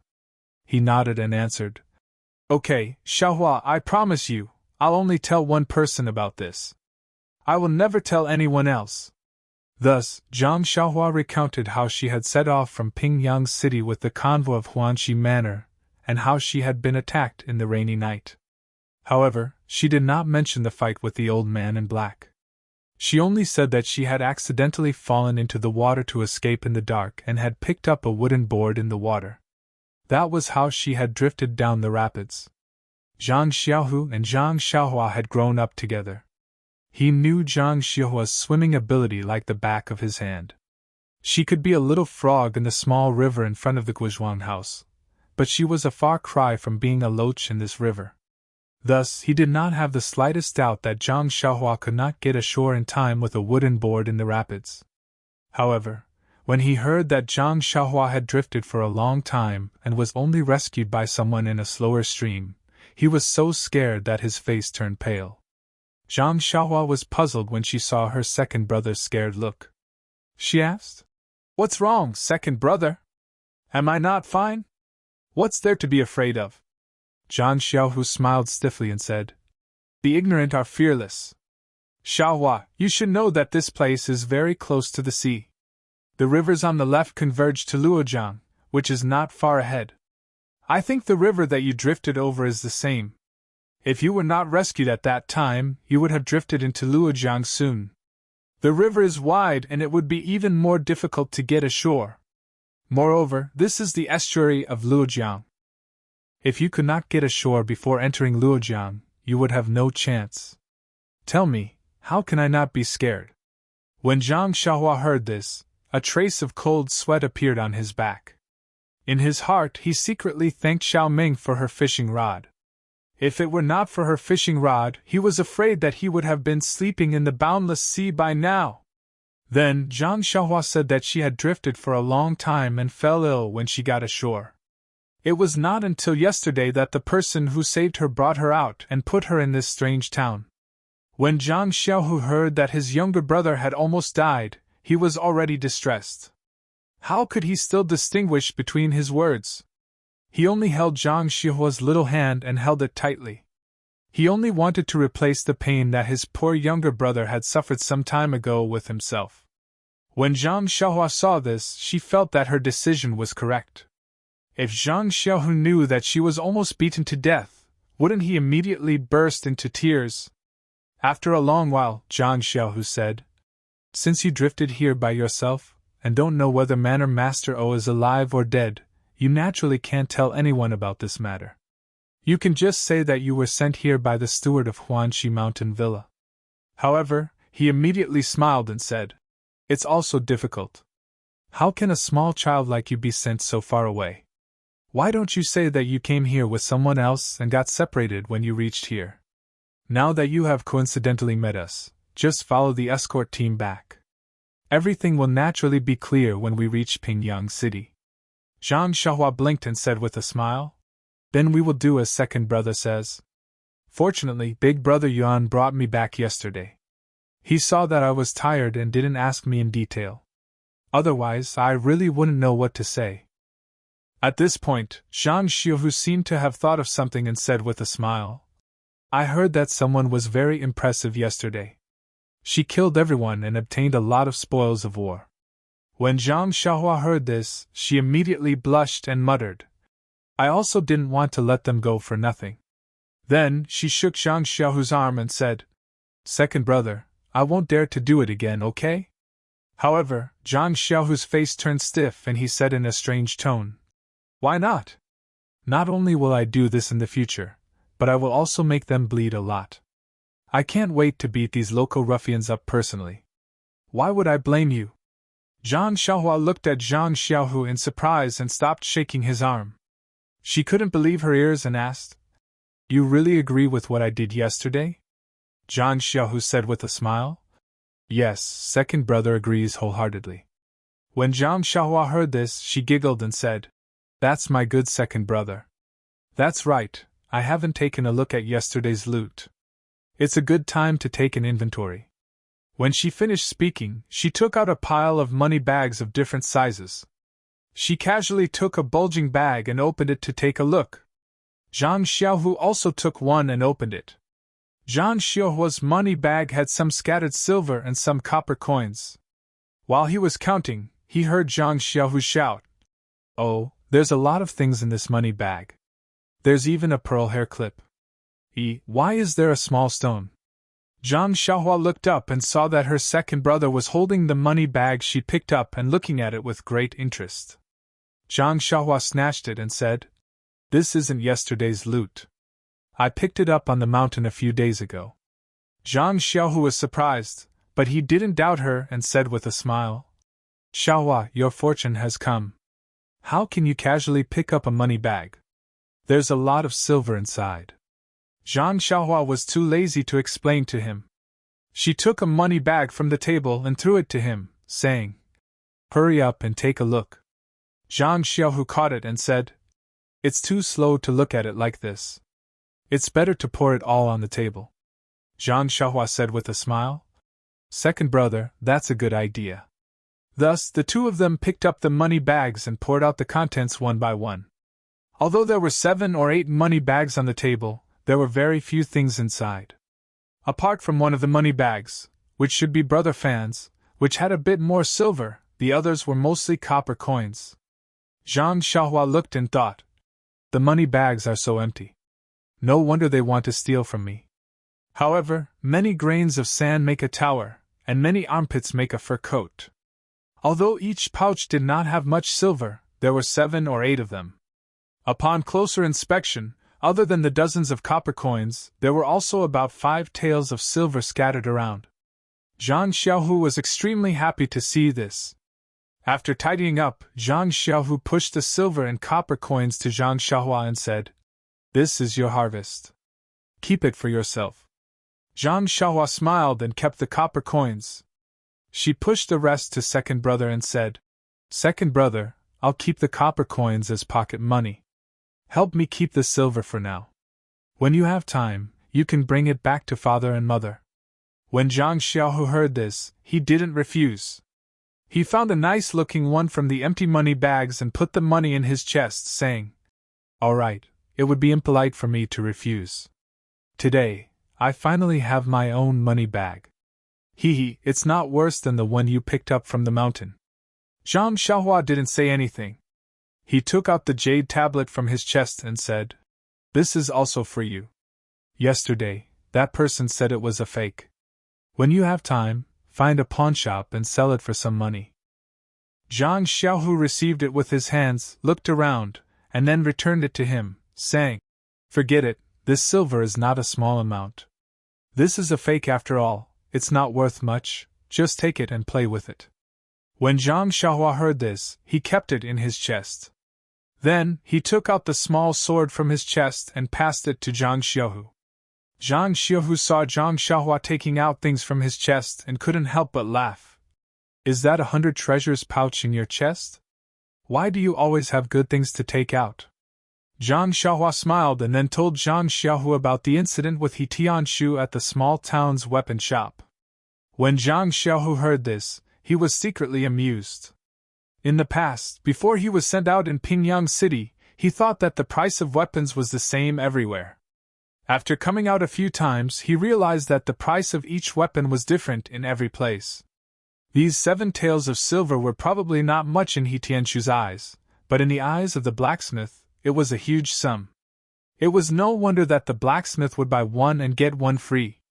Zhang Xiaohu saw that his younger brother liked this small sword very much and took it to take a look. After looking at it from left to right, other than it being very heavy, he couldn't see anything special about it. It also didn't have the feeling of being connected by blood, as Zhang Xiaohua said. He smiled and said, "Looks like you hit it off with this small sword. I can't see anything strange about it. However, since it was given for 7 taels of silver, it must be something good."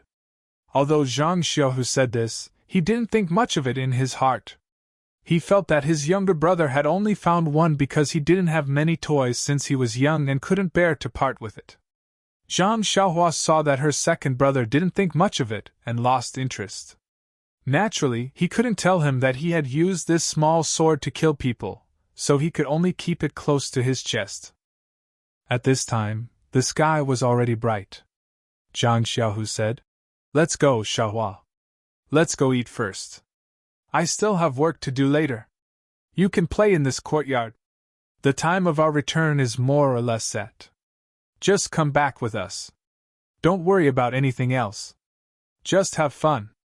Zhang Xiaohua pursed her lips and thought to herself, "You're still treating me like a child." Zhang Xiaohu led Zhang Xiaohua out the door and bumped into Escort Luo. Escort Luo looked sleepy, as if he had a hangover. He didn't look embarrassed when he saw Zhang Xiaohu. Instead, he yawned and asked, "Zhang Xiaohu, how did the discussion go yesterday?" Zhang Xiaohu replied respectfully, "Reporting to Escort Luo, everything has been discussed.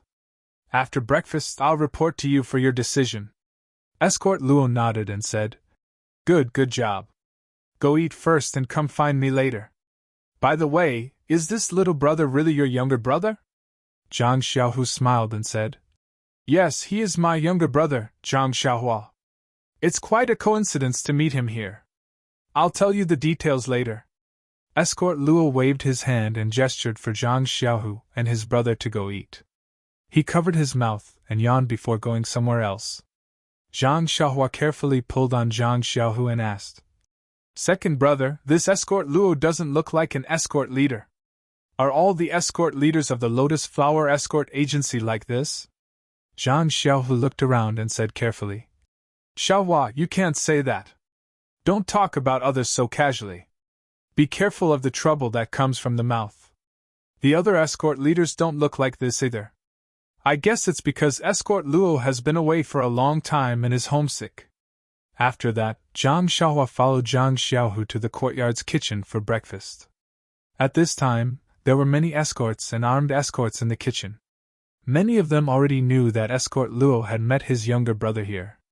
Moreover, Zhang Xiaohua's performance on the streets yesterday had been spread by Yuan Changqing's big mouth. Hence, everyone had a good impression of this inconspicuous young man. No matter what, he was still a brother from Pingyang City. How could he beat up a local bully so badly? Just thinking about it made them feel relieved, as if they were the ones who did it. Zhang Xiaohua had not seen his family for a long time. Now that he saw so many people from Pingyang City, he felt very close to them and spoke to them obediently. Before the meal was over, everyone already found Zhang Xiaohua pleasing to the eye, as if he was their brother. Zhang Xiaohu had a lot of work to do in the team, and did not have much free time to take care of Zhang Xiaohua. He was worried that Zhang Xiaohua would not be able to adapt here. Now that he saw that everyone liked Zhang Xiaohua, he was relieved. After hurriedly finishing his meal, he gave Zhang Xiaohua some instructions and hurried to Escort Luo's room. Escort Luo's room was obviously bigger than Zhang Xiaohu's. It was a 2-room room with a central room.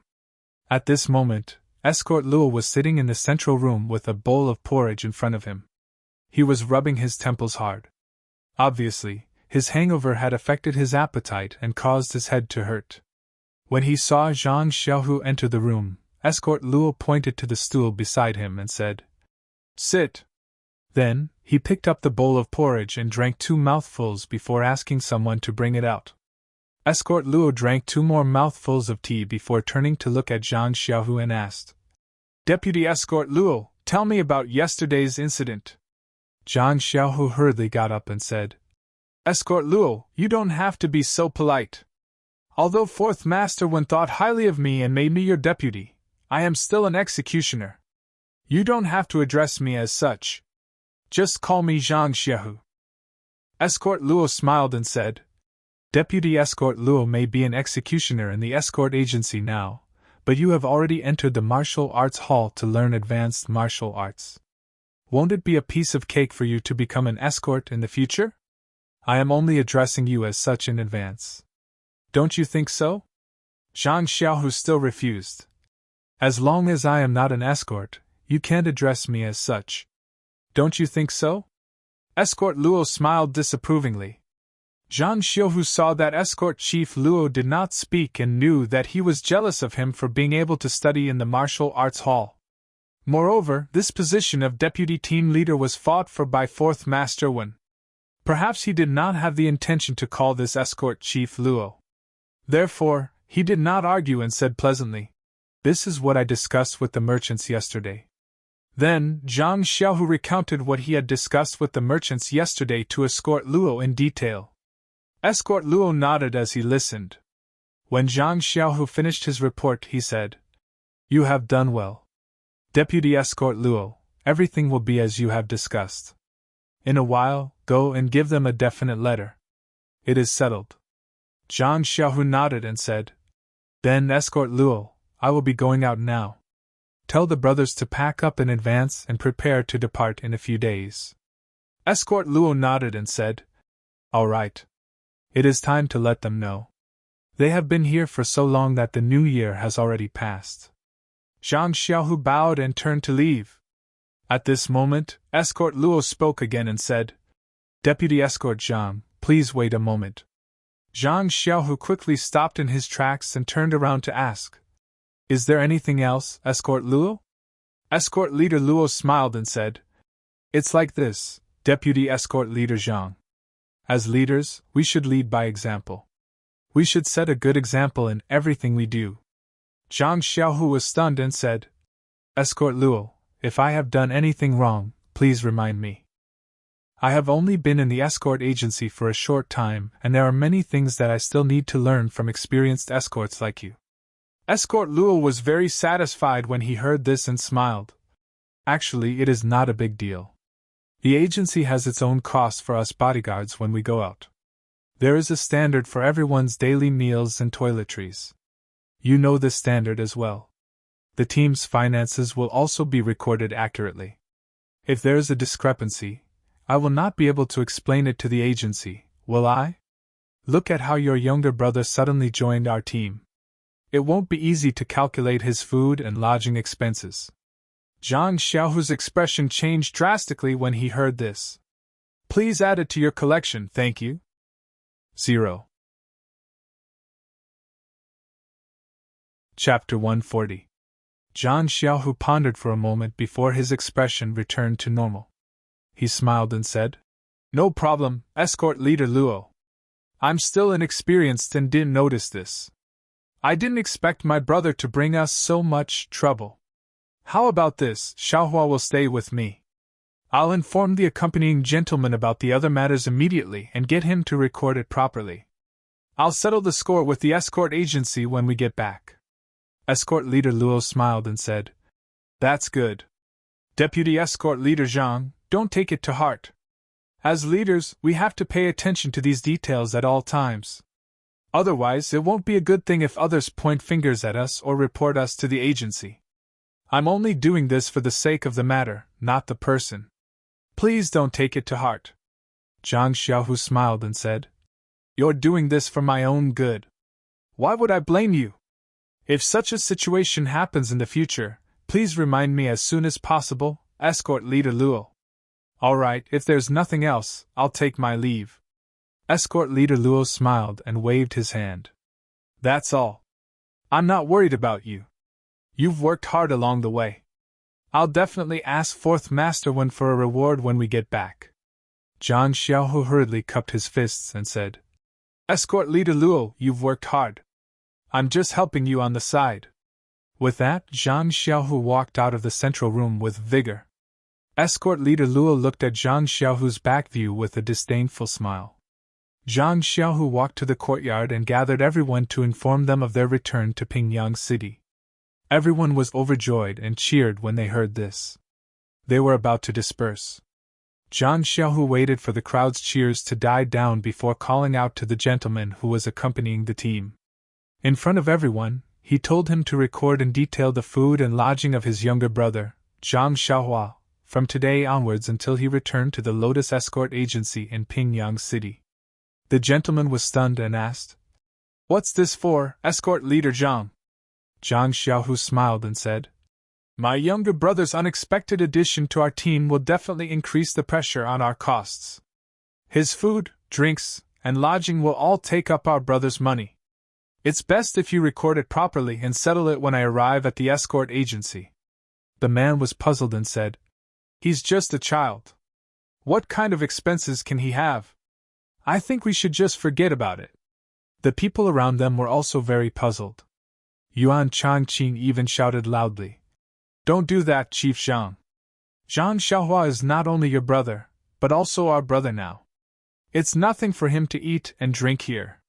Why was it so clear? It makes us brothers seem estranged. When Zhang Xiaohu heard this, he smiled at everyone and didn't say much. He just asked the teacher to record it properly. The courtyard wasn't big, and Zhang Xiaohua was in the small room, so she could hear everything clearly. When Zhang Xiaohu entered the room, she quickly pulled him back and asked nervously, Second brother, what's going on? Did I cause trouble for you by coming here? Zhang Xiaohu smiled and pinched her little face, saying, It's nothing. Isn't it just giving them some food expenses? Not to mention that the money you got yesterday is more than enough. Don't tell me that your Huanxi manor doesn't have any allowance for traveling? Just give it to them. Why let others talk about it? Oh, Zhang Xiaohua suddenly understood and said, It can't be that escort leader Luo who said it, right? Why is he so serious? Zhang Xiaohu patted his little head and said lovingly, You're still young. You'll know when you're a little older. Zhang Xiaohua nodded thoughtfully. This guy's brain was very bright now. Although Zhang Xiaohu didn't want to say much, since he had already pointed it out, how could he not understand it? Unfortunately, she didn't really come here to do business. She wondered if Huanxi Manor would give her some allowance. If not, she would have to take a portion of her earnings from yesterday and give it to the Lotus Flower Escort Agency. Just thinking about it made her heart ache. She immediately hated that escort leader Luo. Zhang Xiaohua wasn't the only one cursing escort leader Luo. Everyone in the courtyard was very surprised when they heard Zhang Xiaohu's words. Seeing that Zhang Xiaohu didn't explain, they secretly pulled aside a teacher who was accompanying the team to ask for details. That teacher also didn't quite understand, but after some deliberation, everyone understood the whole story. They all secretly cursed escort leader Luo for being narrow-minded. At the same time, even more people gave Zhang Xiaohu a thumbs up. The two leaders' positions in everyone's hearts were immediately determined. The next few days were very ordinary. Zhang Xiaohua stayed in this small courtyard and didn't take a step out. What a joke. She had to fork out her own money, so why would she go out and waste it? Actually, the main reason was that Zhang Xiaohua had been alone for this period of time. Now that she had finally found an organization, she really didn't want to go out again. Moreover, where could she go in this world of ice and snow? Trekking in the snow and looking for plum blossoms in the wilderness? Please, Zhang Xiaohua had just come out from that place, so how could she be interested in it? Moreover, Zhang Xiaohua had just taught the local ruffians a lesson. To be honest, Zhang Xiaohu was really afraid that they would gather people to take revenge. That was why he repeatedly reminded them not to let Zhang Xiaohua out of the small courtyard. Zhang Xiaohua also liked this kind of life. When she had nothing to do in the morning, noon, and night, she would practice her fist technique in the courtyard. In any case, There were many escorts and escorts in the courtyard practicing their fist techniques. Zhang Xiaohua didn't attract any attention, but she couldn't practice elder Yu's sword moves. Thus, Zhang Xiaohua's hands were itchy, so she could only practice a little in the house. What made Zhang Xiaohua the happiest was that she actually found a few travel books from the teacher who accompanied the group. They talked about the local customs and customs of various places. When Zhang Xiaohua saw them, it was as if she had found a treasure. She wanted to borrow them and read them carefully. The teacher hadn't read them himself, so he didn't want to borrow them. However, when he saw the longing in Zhang Xiaohua's eyes, his heart softened. He only kept one book and lent the rest to Zhang Xiaohua. Thus, Zhang Xiaohua went back to her leisurely life of reading and writing when she was busy, and practicing martial arts when she was free. In contrast to Zhang Xiaohua's leisurely life, Zhang Xiaohu was so busy that his feet didn't touch the ground. He was in charge of all the affairs of the escort group, while escort leader Luo was purely a shopkeeper who didn't do anything. Naturally, he had to deal with a lot of matters such as the departure of the escort group and the negotiations with the merchants. Unfortunately, Zhang Xiaohu wasn't in the courtyard every day, so naturally, he couldn't even see Zhang Xiaohua's face. However, what made Zhang Xiaohua envious was that Zhang Xiaohu's method of practicing martial arts was different from his. Every night, when he returned home, Zhang Xiaohu would sit cross-legged and meditate. Occasionally, he would also practice the Liu Quan. When Zhang Xiaohu was practicing his internal energy, Zhang Xiaohua didn't dare to move at all, afraid that she would disturb her second brother. Most of the time, Zhang Xiaohu would wait for Zhang Xiaohua to fall asleep before he started practicing his internal energy. After a few busy days, everyone in the escort group packed their things and settled all the matters with the merchants. On this day, everyone, who was eager to return home, finally set off. It was a sunny day with the sun hanging high in the sky. Although the snow hadn't melted yet, there wasn't much of a chill when the northern wind blew.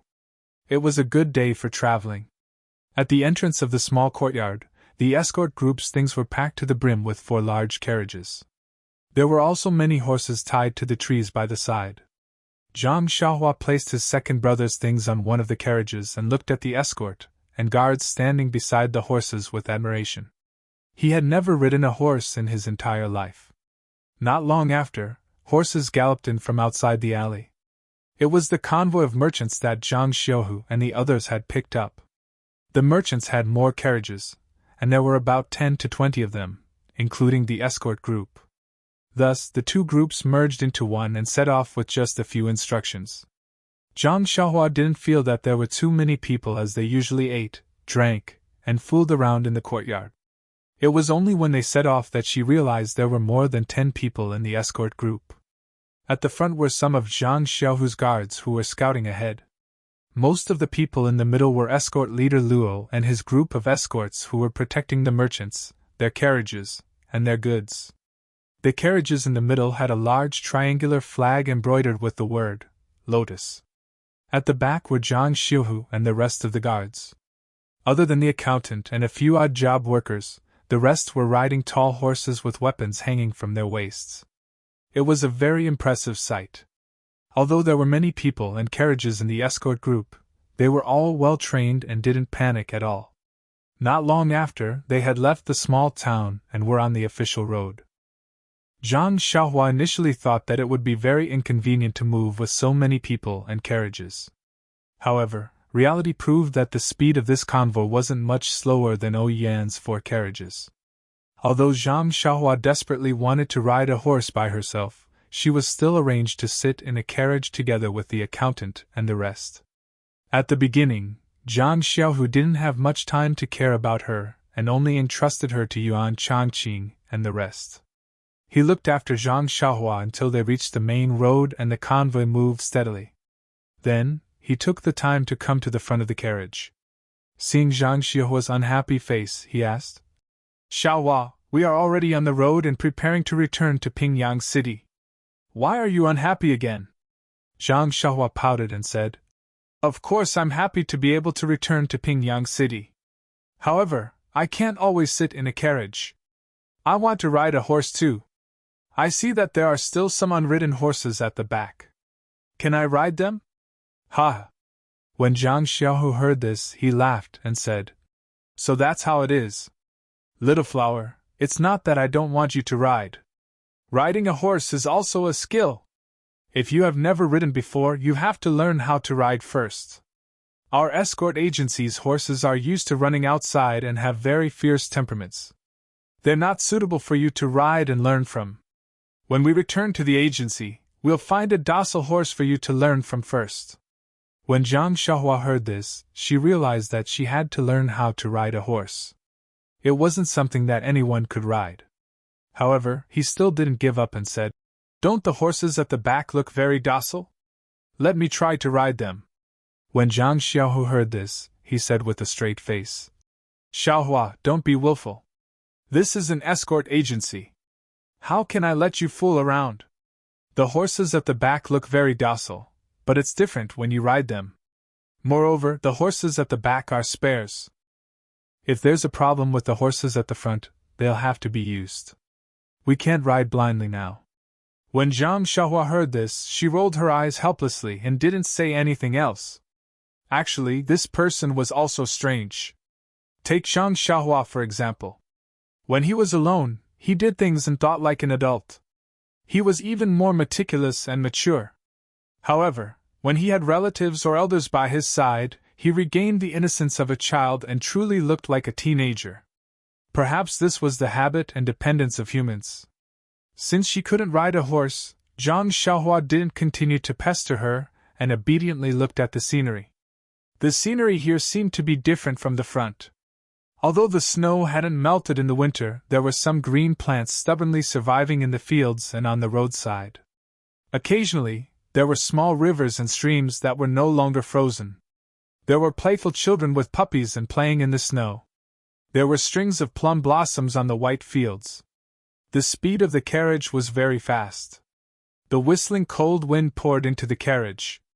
Zhang Xiaohua habitually covered her cotton-padded clothes.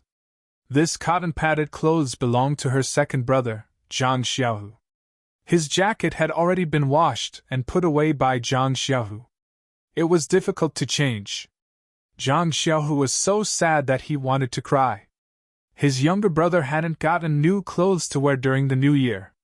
Even the autumn jacket had been cut open with a knife. He hated that time was too short. The cotton-padded clothes shop was also closed. He could only wear his own cotton-padded clothes first. Zhang Xiaohua repeatedly claimed that she wasn't cold, but how could Zhang Xiaohu believe her? He just kept forcing her to wear it. Look, the clothes were so big that even the wind could get in. When the accountant saw this, he also shrank his neck and asked, Xiaohua, are you cold? Zhang Xiaohua smiled and said, No, Mr. Mo. I'm not cold at all. Mr. Mo smiled and said, You're a sensible child. It's okay. If you're cold, I have a shawl here. Of course, it's also very big. But it can still block the wind. Zhang Xiaohua was speechless.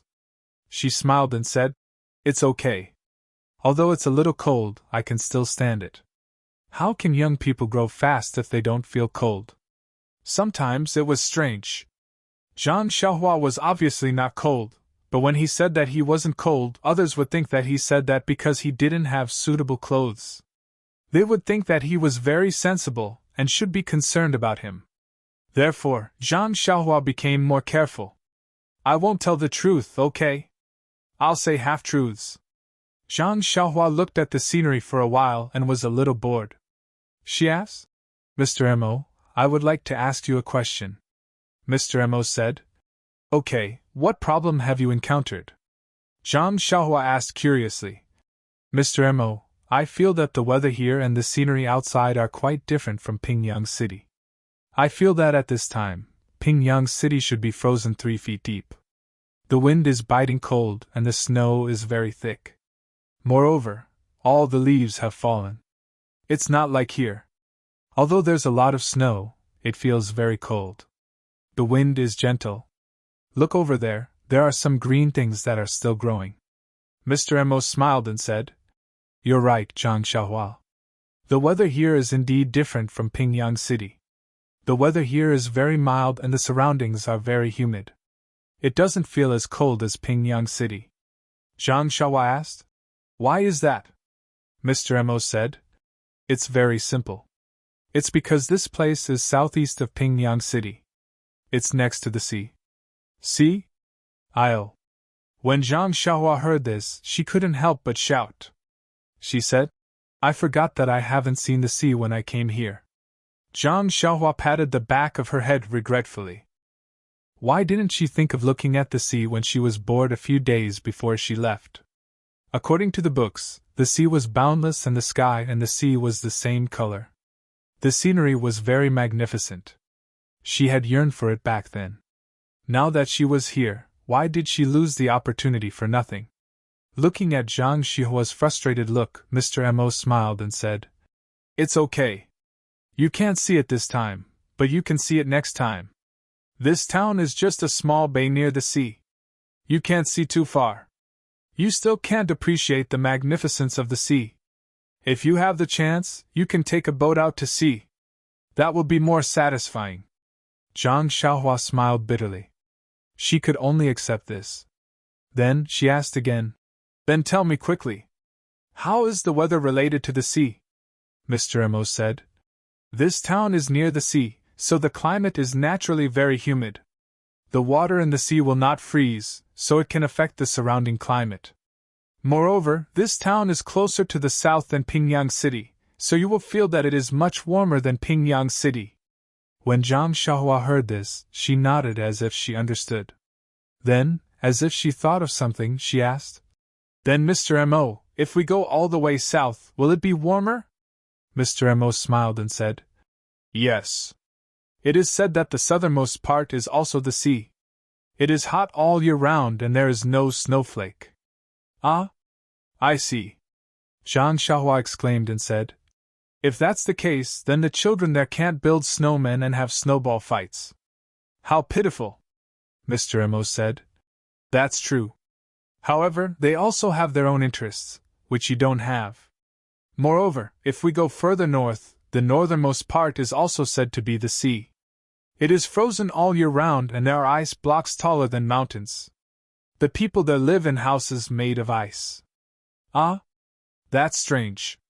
Zhang Xiaohua was shocked again and said, If it is frozen all year round, then they won't even have the fun of bathing in the stream. How pitiful! Mr. Mo said, Actually, there are many wonderful places in this world that we don't know about. If there is a day when we can travel all over the mainland, how good would that be? As he said that, countless little stars flashed in Mr. Mo's eyes. Zhang Xiaohua asked curiously, Then why don't Mr. Mo go out for a walk? Although you can't travel all over the world, you can at least travel to a corner. Mr. Mo said helplessly, There are too many unknown things in this world. The outside world is too dangerous. I don't have the ability to protect myself, so how can I travel? I reckon that I will be eaten by the wild beasts in the mountains in less than 2 days out of Pingyang City. There is no other choice. I will just read other people's travel books to satisfy my cravings. When Zhang Xiaohua heard that, she felt the same way. In this world, one must act according to one's ability. If one forced himself to travel without the ability to protect himself, he would naturally become food in the mouth of the wild beasts. The two of them chatted for a while. Mr. Mo seemed to be sleepy because he had woken up too early. He closed his eyes and dozed off. Zhang Xiaohua did not say anything else. She found a few travel books in her bag and randomly picked one up to read with great interest. Although she could not go personally, it was not bad to read and satisfy her cravings. Time passed quickly. The escort team did not stop for lunch. Zhang Xiaohu rode over and passed some dry food to Zhang Xiaohua and the rest. Everyone ate casually and continued on their journey. Please collect it. Thank you. 0. Chapter 141. The escort team continued on their journey, and only slowed down slightly when night fell. They arrived at a village in the countryside to lodge for the night. How could there be an inn in the village? Only the members of the escort team pitched their own tents and set up a camp. Zhang Xiaohua pulled Zhang Xiaohu aside in private and whispered a lot to him. Zhang Xiaohu smiled and patted his head, saying, "It should be fine here. Look, we've set up camp at the entrance of the village. It's densely populated here, so even if someone harbored evil intentions, they would have their reservations. Besides, it's only our first day out, so of course we'll be vigilant and be careful. If I were to rob someone, I would definitely choose a deserted area in the next few days." Zhang Xiaohu paused for a moment before continuing. "Also, this route has been taken by the people of the escort agency in the past. The campsites along the way have all been used in the past. Don't be fooled by how fast the convoy is moving today. In fact, we've been controlling our speed. If there are no other accidents, the entire situation will be under our control. Moreover, don't be fooled by escort leader Luo's laziness. He's actually an expert in the escort agency. He's extremely experienced." Seeing Zhang Xiaohua's indignant expression, he said, "All right, just wait and see if you don't believe me. It's a good opportunity for you to learn more. When you grow up, you can also become an escort leader in the agency. Oh, right, we've been busy these few days. How's your wound?" Zhang Xiaohua rolled up her sleeves. Her wound was almost healed. Zhang Xiaohu was relieved and said, "It's good to be a child. If it's an adult, you'll have to rest for a few more days." Then, he thought of something and asked, "Also, Xiaohua, your right hand." Zhang Xiaohua knew that her second brother was thinking about her injury. She smiled and said, "It's almost healed. I feel that the fingers on my right hand are more nimble now, and I can use some strength. It seems like I'm just short of being able to clench my fist completely." After he finished speaking, he raised his right hand and reluctantly made a fist in front of Zhang Xiaohu. When Zhang Xiaohu saw this, he repeatedly said, "Good, good." His eyes were wet. Thinking about it, it made sense. She brought her younger brother out to mingle, and because of her, her younger brother's right hand was crippled. No matter how she looked at it, her younger brother's right hand was obviously getting better, and it seemed that it would soon recover to its original state. How could she still be as calm as water? Surging emotions was the right way to go.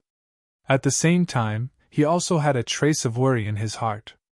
The doctor who looked at Zhang Xiaohua's hand was a veteran doctor of the Lotus Escort Agency. He had been in the agency for several decades and had treated countless injuries, bones, pulses, and internal and external injuries. His eyesight was extremely accurate. He had said before that Zhang Xiaohua's hand would never recover. Naturally, this was the accumulation of several decades of experience, so it couldn't be wrong. He didn't know if his younger brother's recovery had exceeded his expectations, or if Zhang Xiaohua's hand had already recovered to the point where it couldn't be recovered anymore. However, Zhang Xiaohu immediately calmed down. No matter how the doctor looked at it, Zhang Xiaohua had already recovered to such an extent that it had greatly exceeded his expectations. Whether or not he could practice the fist technique was another matter. At least in the future, he wouldn't have any problems. Finally, Zhang Xiaohu's heart relaxed a little. After exhorting Zhang Xiaohua a few more words, Zhang Xiaohu went to busy himself with his own matters. The escort team set up camp in an extremely methodical manner. It didn't take long for them to get up. Zhang Xiaohua didn't help at all. After asking about Zhang Xiaohu's tent, Zhang Xiaohua took some things from the carriage and put them all into the tent. Not long after, Yuan Changqing came to call Zhang Xiaohua. Ever since he found out that Zhang Xiaohua's food allowance was going to be deducted, Yuan Changqing took even more care of Zhang Xiaohua. Whenever there was something to eat or drink, Zhang Xiaohua would look for him. Naturally, Zhang Xiaohua didn't stand on ceremony and followed Yuan Changqing to eat and drink. That night, Zhang Xiaohua slept very soundly. When the sun rose and he opened his eyes, the first thing he said was, "Second brother, was there a robbery last night?" Zhang Xiaohu didn't know whether to laugh or cry when he heard that. He knocked him on the head and scolded jokingly, "Are you still sleeping?" After breakfast, the escort team set up camp and continued on their journey. More than 10 days had passed, but there were no signs of robbery. They didn't even have the chance to camp out in the open. Zhang Xiaohua became increasingly suspicious. If Yen hadn't taken the shortcut that day, would others have had the opportunity to sneak up on their campsite? The further north they went, the colder the weather became. The cold wind on the road also became stronger. The huge triangular flag embroidered with the word, Lotus, crackled in the wind. On this day, they happened to be traveling on one of the few mountain roads. The escort team had already slowed down and was advancing slowly. Zhang Xiaohu also stayed behind and followed Zhang Xiaohua's carriage slowly. Zhang Xiaohua looked at the snow-covered shrubs on both sides of the road in boredom. She thought to herself, "Isn't this the perfect environment for a robbery? Will the mountain bandits appear?" Just as she was thinking, she heard a hurried sound of a gong. A loud voice shouted in front of them, "I planted this tree and opened this mountain. If you want to pass through here, you have to pay the toll." Zhang Xiaohua's eyes lit up and she shouted, "Someone is robbing us."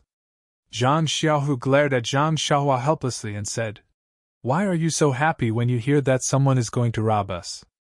Zhang Xiaohua smiled and said, "We met some mountain bandits last time. There were more than 10 of them, and they played with us in a best of 3. It was quite fun. Besides, don't we have dozens of people in our escort team? Why would we be afraid of them? Wouldn't we be able to defeat them in a few moves?" Gosh! Zhang Xiaohu thought to himself.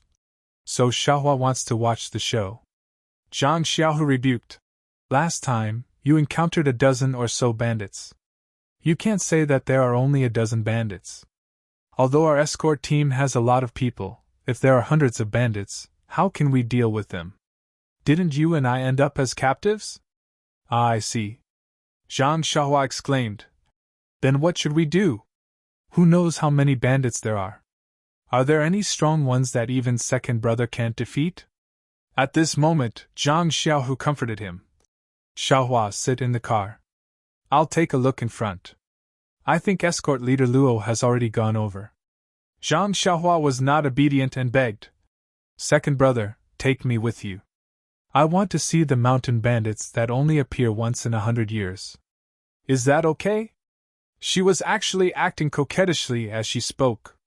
Zhang Xiaohu looked at this younger brother that he doted on. He thought for a moment and said, "All right, come and sit behind me. But remember, when we get there, don't say a word." Zhang Xiaohua immediately jumped down from the car and ran in front of Zhang Xiaohu's horse. Zhang Xiaohu bent down and reached out to grab his hand. With a tug, he pulled him up and made him sit behind him. Then, he whipped his horse and slowly walked to the front of the convoy. The convoy of 20 carriages was quite long. The escorts and guards of the escort agency were all armed and protected the convoy tightly. No one was like Zhang Xiaohua, who went to the front to watch the show. Zhang Xiaohu whipped his horse and walked to the front of the convoy. He was not in a hurry to go forward. There was an empty space in front of the convoy and a few escorts had already rushed over. Escort leader Luo, who usually looked lazy, was riding at the front of the convoy. He kicked a long spear in his hand and looked calmly ahead. Zhang Xiaohua secretly poked her head out from under second brother's armpit and carefully looked forward. When she saw the situation clearly, she couldn't help but gasp. Unlike the last time, there were more than 10 people and a few horses. In front of the convoy, there were over a dozen burly men holding various weapons sitting on tall horses. They looked at them coldly, and behind the horses, there were over a dozen burly men who were also holding weapons. They all stood calmly, as if they were in a neat formation. They did not have the laziness of the bandits that he saw last time. Moreover, what made Zhang Xiaohua the most nervous was that there seemed to be many people hidden in the trees on both sides.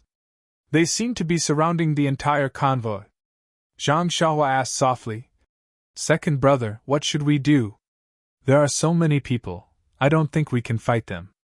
Should we start fighting? You have to be careful, why aren't you holding a weapon?" At this moment, Zhang Xiaohu seemed to be unusually quiet. He said softly, "Xiaohua, don't say anything.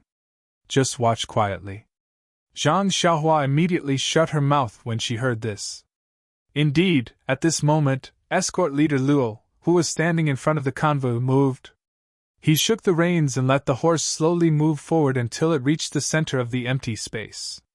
Then, he cupped his fists and said, "May I know who are the people in front of us? Please come forward and speak." Hearing this, a red-faced, square-faced man among the mountain bandits on the opposite side also urged his horse to move forward. The two horses only stopped when they were close enough. That person also cupped his fists and returned the greeting. "I am Yang Shuo, the big boss of Withered Grass Mountain. May I know how to address you?" Escort leader Luo said, "I am Luo Reihe, the escort leader of Lotus Escort Agency in Pingyang City. My bodyguard is just passing by, please be magnanimous." The leader of the mountain frowned and said loudly, "Oh, so it's a friend from Misty School from afar. Please hold the flag and take a look." When escort leader Luo heard that he had met the person in question, he was happy to follow the rules of the underworld. He said, "Chief Yang, please wait a moment." Then, he turned his horse back and walked to the front of the convoy.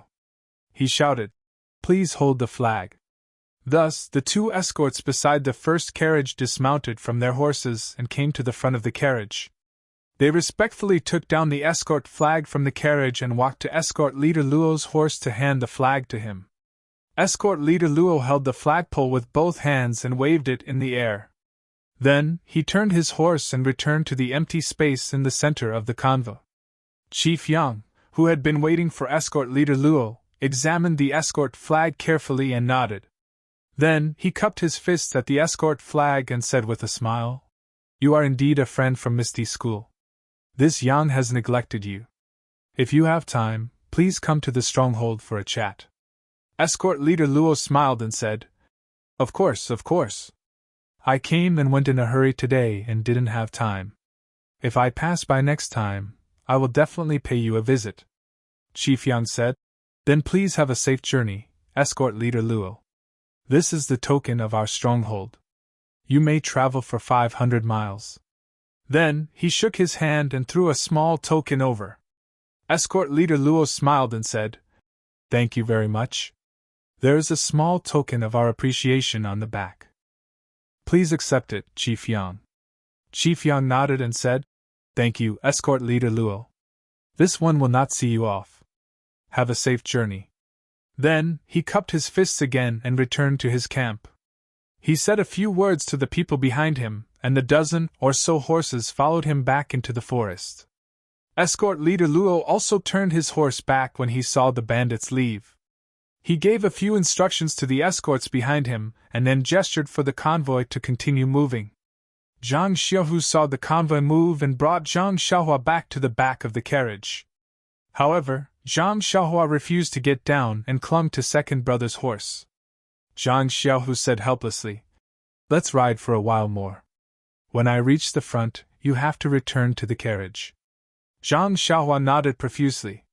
By the time Zhang Xiaohua and the convoy passed through the empty space, the entire convoy had already passed by. Zhang Xiaohua saw the escort that escort leader Luo had instructed earlier with a bag of items in his hand. He rode to the bandit's side and handed it to a bandit who was guarding there. The bandit took the bag and weighed it in his hand. He smiled and cupped his fists at the escort before he left. The escort immediately rode back to the front of the convoy. Zhang Xiaohua was puzzled. She asked Zhang Xiaohu in a low voice, "Second brother, why is this robbery so strange? They don't kill each other, and they don't even play 2 out of 3 games. Why did they just let it pass?" Zhang Xiaohu smiled and said, "What do you think robbery is? Is it just fighting and killing?" Zhang Xiaohua said, "If they don't fight and kill, how are they going to wait for the loot?" Zhang Xiaohu was not surprised and said, "Haha, there's nothing strange about it. I thought the same as you at first. The first time I encountered a robbery, I was so nervous that I was sweating. But after a few more times, it's always been the same. All bark and no bite. Only now do I understand what's going on." Zhang Xiaohua asked curiously, "Is there an inside story?" Zhang Xiaohu smiled and said, "Actually, it's very simple. Bandits rob people for nothing more than money, and there's a method to it as well. If they just fight and kill, they'll be at a disadvantage. As the ancients say, Killing 1,000 people will hurt 800 of your own men. There's a price to pay for killing. If you can get 10,000 guans of riches for each kill, then it's naturally worth it. But where would you find such a good business? Let's not talk about this road of yours. If people often die here, the merchants in the future will take a detour. If they don't take this road, won't you lose your source of income? Moreover, every time you fight and kill, how many brothers do you have to risk their lives for? Therefore, robbing also requires skill. If you can avoid fighting, then don't fight. Even if you don't get much money each time, as long as you get something every time, then won't you be able to make a long-term profit? Zhang Xiaohua nodded thoughtfully and said to herself, as the ancients say, there are 360 professions, and every profession produces its own master. As a bandit, you also need to have a professional eye. Zhang Xiaohu continued, when merchants travel on the road, they're usually aware of the risks. If they don't have much money, then they're naturally not too afraid of bandits. When they encounter bandits, they just have to offer some money. If they have a lot of money, then they'll have to find someone to protect them. An escort agency just happens to be doing this kind of business. Bodyguards of an escort agency followed the same logic as bandits robbing. Both of them had to pay attention to harmony and wealth. If one were to blindly use force, then the bandits would not be able to get along with you. Then, the escort agency would cease to operate because it would not be able to withstand constant fighting and killing. Therefore, the most important thing in an escort agency was to maintain one's reputation. If your reputation is big enough, then many bandits will know your signboard. Naturally, they'll look out for each other when they encounter you. Look out for each other? Zhang Xiaohu was a little stunned. Yes, look out for each other. In other words, the escort agency will give the bandits some money according to the value of their bodyguards' belongings as payment for passage. The bandits will accept it with a smile and let you go. Just like today, you didn't have to worry about being harassed by bandits for 500 li. Zhang Xiaohu explained. Zhang Xiaohua didn't understand and said, second brother, when you put it that way, it sounds like we're friends.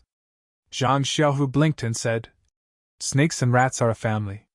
Hee, that's how it is. Zhang Xiaohua asked again, if there's no escort agency's protection, then what if the merchants are willing to give so much money? Zhang Xiaohu smiled and said, if there's no escort agency's protection, then the merchants are like a piece of braised pork. Who wouldn't want to eat them in one bite? Why would they care about the little benefits you give them? Zhang Xiaohua asked again. Then there were so many bandits just now. If they all came at once, then our escort agency probably wouldn't have been able to deal with them. Wouldn't they have eaten them all in one bite? Even if there were some casualties, it would have been worth it. Zhang Xiaohu smiled and said, then we'll have to talk about another aspect.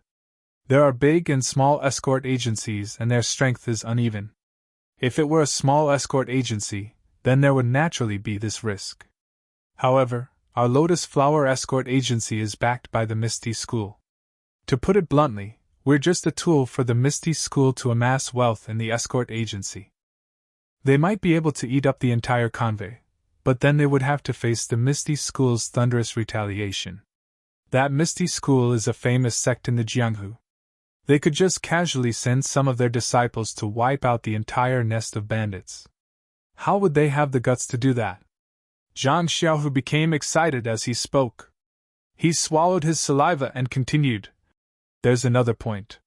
For these bandits to be able to take over the mountain and call themselves kings, they can't do without the support of the nearby Jianghu sections. And this sect should have an escort agency similar to the Lotus Flower Escort Agency.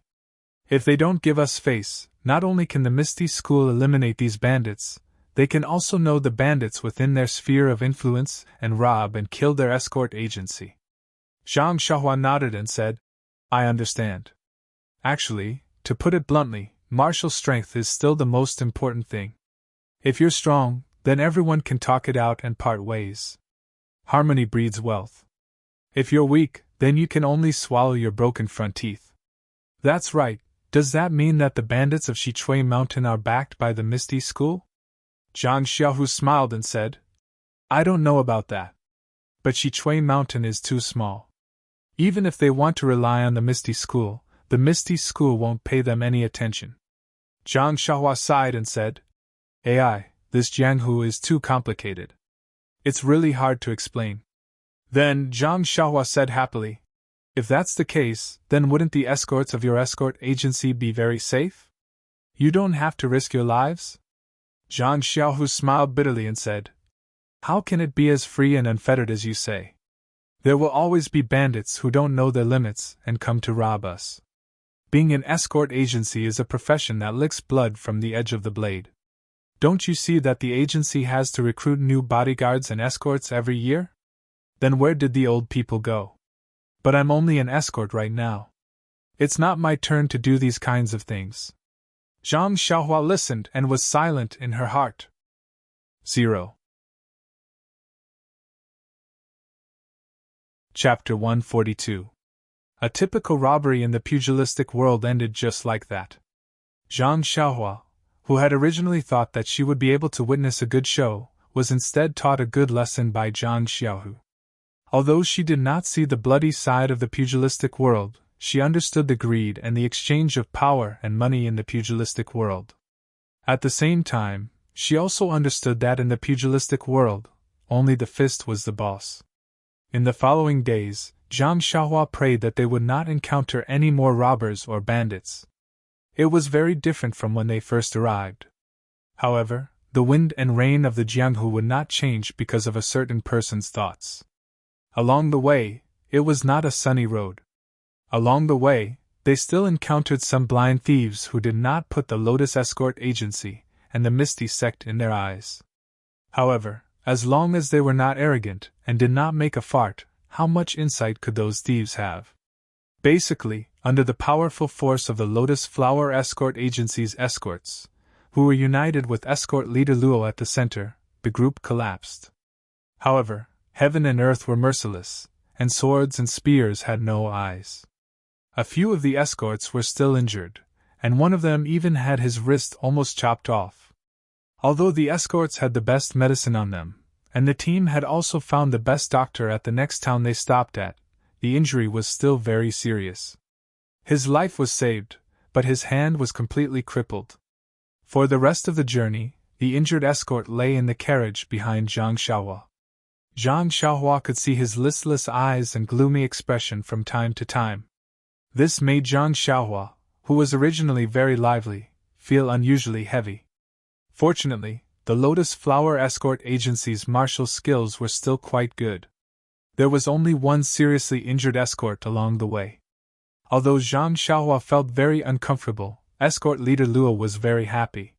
He felt that he was blessed by a lucky star and that the journey back was too smooth. This small town by the sea was really far from Pingyang City. They had only entered the Misty School's territory after traveling for almost a month. The escorts seemed to be very sensitive about their own family's sphere of influence. According to the original plan, they were supposed to arrive in the afternoon, but because one of their carriages broke down and delayed their journey, they only arrived at a remote mountain village in the afternoon. If it had been a few days ago, the convoy would have set up camp and rested. But tonight, not only escort leader Luo, but the other escorts were also determined to continue their journey. Even if they had to travel at night, they had to reach their own family's territory first. Therefore, the group of people drove the carriages forward under the cover of dusk and only entered a small town when it was close to midnight. As soon as they entered the town, escort leader Luo let out a long sigh and shouted, "Brothers, we're in our own territory now." Ha ha! Everyone laughed as well, causing the sleepy Zhang Xiaohua to look at them with a puzzled expression. For the next few days, the escort team was obviously not as strict as before and their itinerary was also much more casual. Therefore, by the time they reached Pingyang City, it was already midnight. Although Pingyang City was a city, it was only an inland city and did not have much strategic significance. Therefore, out of the 4 city gates, only 3 were closed at night, and 1 was left open for people to enter and leave. This was also one of the reasons why the Lotus Flower Escort Agency's convoy was traveling at night. Who wouldn't want to return to the agency early, wash up, put everything down and sleep easily? Of course, Zhang Xiaohua had already fallen into a deep sleep when the convoy was just nearing Pingyang City. The convoy quickly arrived at the entrance of the escort agency. It was already late at night, and the door of the agency was naturally closed. Someone went up and knocked on the door. When the person who opened the door saw that it was the escort team who had returned, he no longer complained about being disturbed in the middle of the night. He hurriedly opened the middle gate and ordered more than 20 carriages to be driven to the square of the escort agency. The dozens of people returning to the escort agency caused quite a commotion, and the guards at the gatehouse were aware of it. The leader first congratulated escort leader Luo for safely bringing the people from the escort agency and the merchants back to Pingyang City. Then, he said to Zhang Xiaohu, "Zhang Xiaohu, you're finally back. Fourth Master Wen has been looking for you for many days. He instructed us to bring you to see him immediately once you're back." Zhang Xiaohu was stunned. "Why?" He carefully confirmed. "Must I go even if it's midnight?"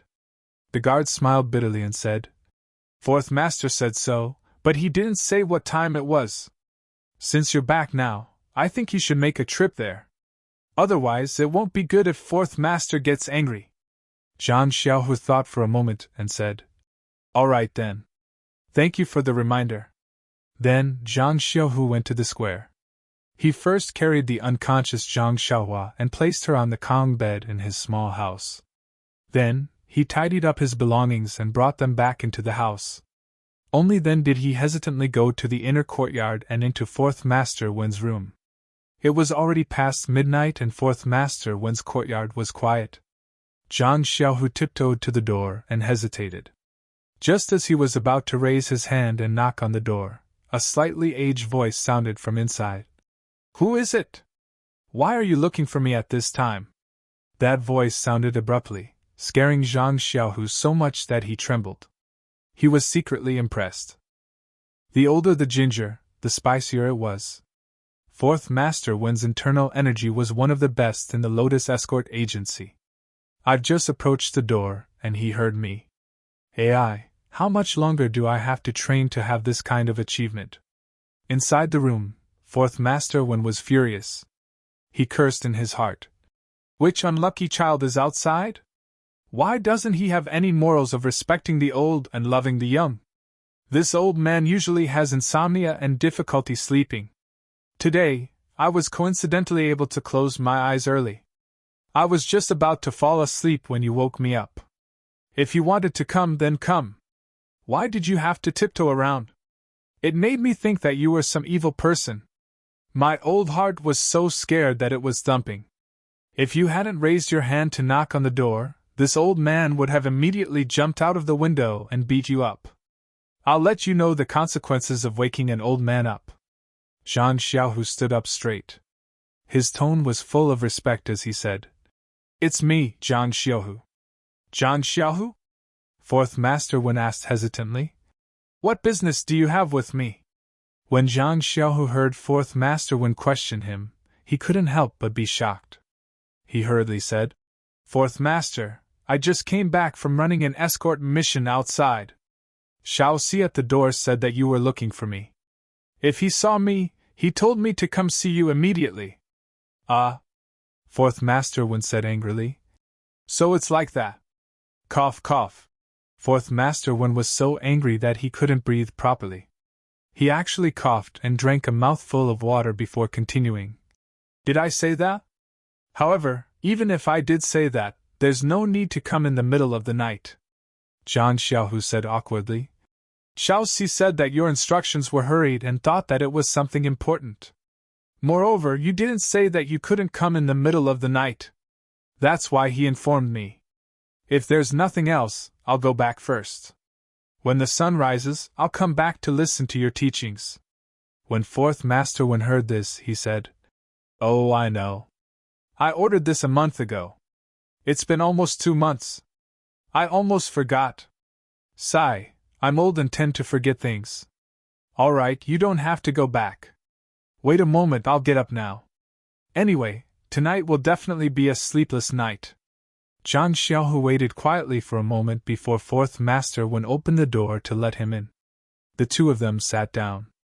Fourth Master Wen poured some water for Zhang Xiaohu to drink.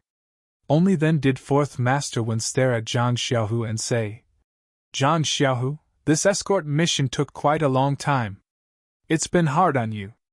Zhang Xiaohu hurriedly said, "I don't dare, Fourth Master Wen. I'm only Escort Leader Luo's assistant. Escort Leader Luo makes many decisions. I'm just a helper." Fourth Master Wen said with a smile, "This escort mission lasted past the new year. It's been hard on you. Do the subordinates have any complaints?" Zhang Xiaohu replied, "Nothing much. I just want the escort agency to give me more allowance. After all, it's for the agency to celebrate the new year outside. I can't reunite with my family." Fourth Master Wen stroked his sparse beard and said, "Of course. The agency will not mistreat anyone who contributes to the agency. It's the same for going out for the new year, and it's the same for greater contributions." Zhang Xiaohu was stunned. He thought to himself, "What does that mean?" However, he still said respectfully, "Then I'll thank Fourth Master on behalf of my brothers for your care." Fourth Master Wen waved his hand and said, "Haha, there's no need. It's what I should do." Then, he hesitated for a moment and asked, "Did this escort mission go smoothly?" Zhang Xiaohu was puzzled. He said, "Yes, it was very normal. We only met some common bandits along the way. Escort Leader Luo handled them with ease." However, he thought to himself, "What's the old man doing? Could it be that he can't sleep and wants to find someone to chat with? I'm tired. I still want to sleep." Fourth Master Wen asked amiably, "Then when did you guys return to the agency?" Zhang Xiaohu frowned and said, "Just now. We just entered the courtyard. I put the things in the room and came over." Fourth Master Wen nodded and said, "Oh, then you didn't hear any news." "News?" Zhang Xiaohu was stunned. "What news?" Fourth Master Wen thought for a moment, and changed his expression to one of grief. He said, "Zhang Xiaohu, you can be considered my confidant. It's fate that you and I are able to come to the Lotus Escort Agency as an escort. I think you also hold the belief that your youth, your passion, your sweat, and even your life will be dedicated to the agency." Zhang Xiaohu was even more stunned. These parallel sentences were said in such a refined manner that he couldn't quite react. Looking at Zhang Xiaohu's shocked expression, Fourth Master Wen continued, "Back then, I was the same as you. I also had the same thoughts, to dedicate my life to the agency. You see, I've worked hard for most of my life to see the agency prosper to this day. The agency is my home. It's up to everyone to love their job. If we didn't have the thought of dedicating our lives, the agency wouldn't have been able to get to where it is today." Zhang Xiaohu felt dizzy. He said carefully, "Fourth Master, did I do something wrong? Please guide me in time." Fourth Master Wen smiled and said, "You did very well. You didn't embarrass me." Zhang Xiaohu opened his mouth and said, "Then you." Fourth Master Wen changed into a sorrowful expression and said, "It's like this. I have some very sad news to tell you. I hope you can be mentally prepared. I think you should be prepared first. It's best if you take a horse stance and listen to me carefully. Also, don't be anxious after hearing it." Zhang Xiaohu smiled and said, "What news, Fourth Master?" "You've said so much, making me feel like I'm shrouded in fog. I don't know what to do." Fourth Master Wen nodded and said, "Not bad. As expected of the person I've chosen. Just this calmness alone is enough for you to take on great responsibilities." Then, Fourth Master Wen said, "Actually, I think you should also know that as the saying goes, life is great, death is glorious. Some people are alive, but they're already dead. Some people are dead, but they're still alive in our hearts. Also, some people's deaths are heavier than Mount Tai, and some people's deaths are lighter than a goose feather. If one day I can reach this level, I'll have no regrets in this life." Zhang Xiaohu looked at Fourth Master Wen's gushing words and sighed with emotion. However, he didn't dare to say anything. He only wanted to know what the news that made him so sad was. Suddenly, he seemed to feel something. Could it be his home? Oh no, could it be the bandits of Shitsui Mountain? Or the bullies of Lu Town? Zhang Xiaohu was stunned. What should he do? Fourth Master Wen seemed to not see Zhang Xiaohu's uncertain expression under the light. He continued to say, in a person's life, it's easy to do 1 or 2 good deeds. The rarest thing is to do good deeds every day. If you can do a few things that make people grateful for your whole life will be moved. Also, don't do small good deeds and don't do small evil deeds. No matter how big or small the good deeds are, they should be done persistently. Not to mention those who have sacrificed their own lives for the sake of others' lives. We should all remember this act of sacrificing oneself for others. On behalf of the Lotus Escort Agency, on behalf of Huanxi Mountain Villa, and on behalf of the Misty School, I would like to extend my highest respect to you. After saying this, Fourth Master Wen wiped the sweat from his forehead and said awkwardly, alas, this bookbag fan's words are really hard to remember. I've already recited them countless times. Why can't they be pleasant to listen to? You can't blame me. I thought you would come back soon. Who knew that you would only come back today? I haven't looked at them for nearly a month. Alas, it must be hard on this old Fourth Master. He was sweating from memorizing them in the winter. It could be seen that memorizing them by rote wasn't the right way. Mastering them through a comprehensive study and understanding the memory was the hard way. When Fourth Master Wen raised his head from the pile of old books and saw Zhang Xiaohu's gloomy face, he said sorrowfully, Zhang Xiaohu, it seems that you already know what I mean. The dead are gone, and the living have to continue living. You must restrain your grief and accept it. Turn your grief into strength and continue to work hard. Take over your brother's baton and carry on your brother's unfinished wish. Contribute your blood and your life to the Lotus Escort Agency and the Misty School. Zhang Xiaohu's expression instantly became brilliant. His eyes widened and his mouth opened so wide that a duck egg could be stuffed in. He said in disbelief, My brother? Zhang Xiaohua? Fourth Master Wen nodded solemnly and said in an abnormally low bass voice, Yes, it's your brother, Zhang Xiaohua. He's a good employee of Huanxi Manor, a good image of the Lotus Escort Agency, a good friend of the Misty School, and our hero. He will forever live in our hearts. Zhang Xiaohu stood up with a whoosh and said, Is there a mistake? Fourth Master Wen said unhappily, How can there be a mistake? Sit down. I was just praising you for your calmness. Why are you so hot-blooded now? I know you can't accept this news right away. That's why I had the escort agency's Fan Dashu write something like this. I've been telling you for half a day. Why are you still so careless? Why did you suddenly stand up in a fluster? Calm down. You must have the calmness to not panic in the face of a landslide. This is the basic quality that leaders like us should have. Zhang Xiaohu smiled and sat back down in his chair, saying, Fourth Master, I was a little surprised when I heard this news. That's why I jumped up. Please don't blame me. Fourth Master Wen stroked his sparse beard and said, Not bad. You seem to have recovered very quickly. You have my style. Your future is limitless. I have high hopes for you. Then, Fourth Master Wen stood up and took out a small wooden box from a small cabinet behind him.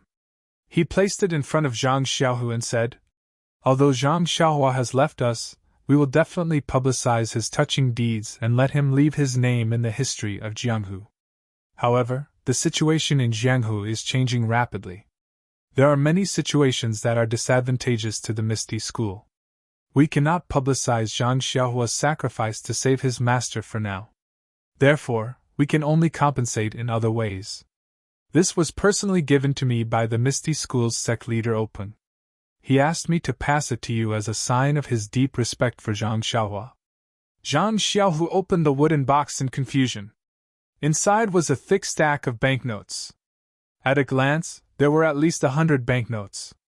The banknote on the top was actually worth 100 taels. There were actually 10,000 taels of banknotes in this wooden box. Zhang Xiaohu was so frightened that he trembled. Ever since he was born, he had never seen so much money.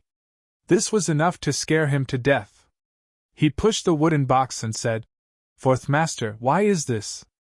What happened to my little brother Zhang Xiaohua? Did they make a mistake? If they can't explain it clearly, how can I dare to accept this money?" Fourth Master Wen said, "I don't know the specific details. Huanxi Manor is very secretive. I can't find out anything for the time being. I only heard from Chiu Tong that your little brother Zhang Xiaohua loyally protected his master. In order to save Manor Lord O, he sacrificed his precious life." "What?" Zhang Xiaohu was stunned. He said in surprise, "There's such a thing? How come I didn't know? Why didn't Xiaohua tell me?" "Tell you?" Fourth Master Wen said with a smile. "What did he tell you?" Zhang Xiaohu said solemnly, "Xiaohua, he's sleeping in my room right now." He followed the escort team all the way back. The brothers in the escort team all know this. However, he only said that he fell into the water during the night camp. He didn't tell me much. Fourth Master Wen's hand that was stroking his sparse beard trembled. A few more strands of beard fell off. His sparse beard became even sparser. He ignored the pain and stood up from the chair. "Just like Zhang Xiaohu," he said in a stern voice. "Really? He's sleeping in your room right now." He didn't seem to be as calm as when he was reprimanding Zhang Xiaohu. Zhang Xiaohu said, "Yes, he's sleeping soundly in my room." Fourth Master Wen quickly grabbed Zhang Xiaohu's hand and said, "Let's go. Let's go quickly. Let me see." Zhang Xiaohu was pulled up by him. He thought to himself, calm down, calm down. Fourth Master Wen, you're also a leader." 0. Chapter 143. In the end, Fourth Master Wen finally calmed down. He hurriedly pulled Zhang Xiaohu's hand and ran all the way to Zhang Xiaohu's hut. Only when he saw Zhang Xiaohua sleeping soundly on the Kong bed did he truly calm down. Fourth Master Wen twirled his sparse beard and nodded repeatedly. His smile was as brilliant as a mountain flower as he said, "Good, good, good." The continuous cheers made Zhang Xiaohu confused. He didn't know if it was because Zhang Xiaohua was alive or because he had saved 10,000 taels of silver. Thinking of the thick stack of banknotes, Zhang Xiaohu couldn't help but feel envious. That was a huge sum of money. If it was his, how good would it be? However, looking at his brother's sweet smile in his sleep, this happiness made his heart warm. What banknotes? Even if it was a mountain of gold, he wouldn't exchange it. Fourth Master Wen said a few good words and didn't say anything else. He just stood there quietly. Zhang Xiaohu didn't know what he meant, but he also accompanied him. After a while, Fourth Master Wen asked in puzzlement, "Zhang Xiaohu, you can't always make me stand." Zhang Xiaohu was surprised. He quickly pulled over a stool and said, "Fourth Master, please sit." Fourth Master Wen stomped his feet and said, "Where can I sit? Why would I come to your hut to be a cold bench?" Zhang Xiaohu didn't understand and said, "Then Fourth Master Wen, please wait a moment. I'll go find a soft couch for you." Fourth Master Wen was angry and said, "You don't have any eyesight at all, not to mention sensitivity. You still want to improve? I don't think there's a way." Zhang Xiaohu quickly went forward and said, "Fourth Master, look at what you're saying. Haven't I always been improving? What do you mean?" Fourth Master Wen said self-deprecatingly, "I'm already standing here. Why haven't you woken up your brother? Let me ask him in detail." Zhang Xiaohu suddenly understood and thought to himself, "If you want to wake him up, just say it.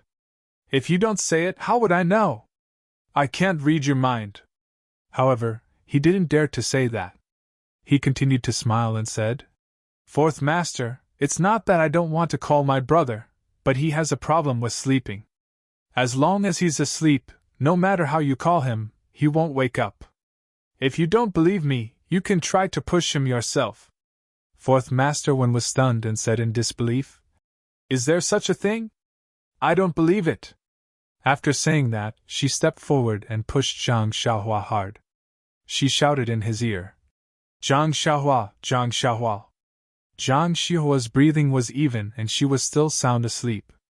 Fourth Master Wen thought for a moment, and used both hands to pull Zhang Xiaohua out of the blanket, and shook him in the air. Zhang Xiaohua's body was small to begin with. Now that Fourth Master Wen was holding him in the air, he really looked like a human-shaped toy. Zhang Xiaohu almost laughed out loud. Fourth Master Wen saw that Zhang Xiaohua was still motionless, as if he had lost consciousness and lost interest. He stuffed him back into the blanket and turned around with a smile. "It seems like what you said is true. It seems like I've wronged you," Zhang Xiaohu quickly said. I wouldn't dare.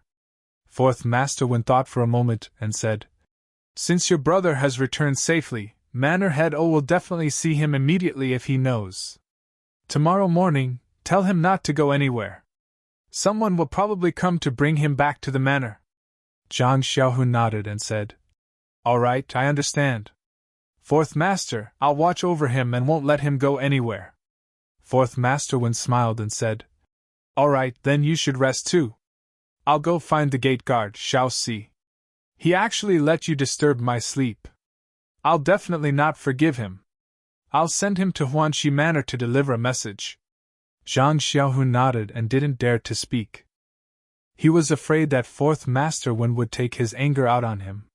That Fourth Master Wen quickly walked to the door and didn't forget to look back at Zhang Xiaohua, who was sleeping like a pig. He said to himself enviously, "Sleeping so sweetly.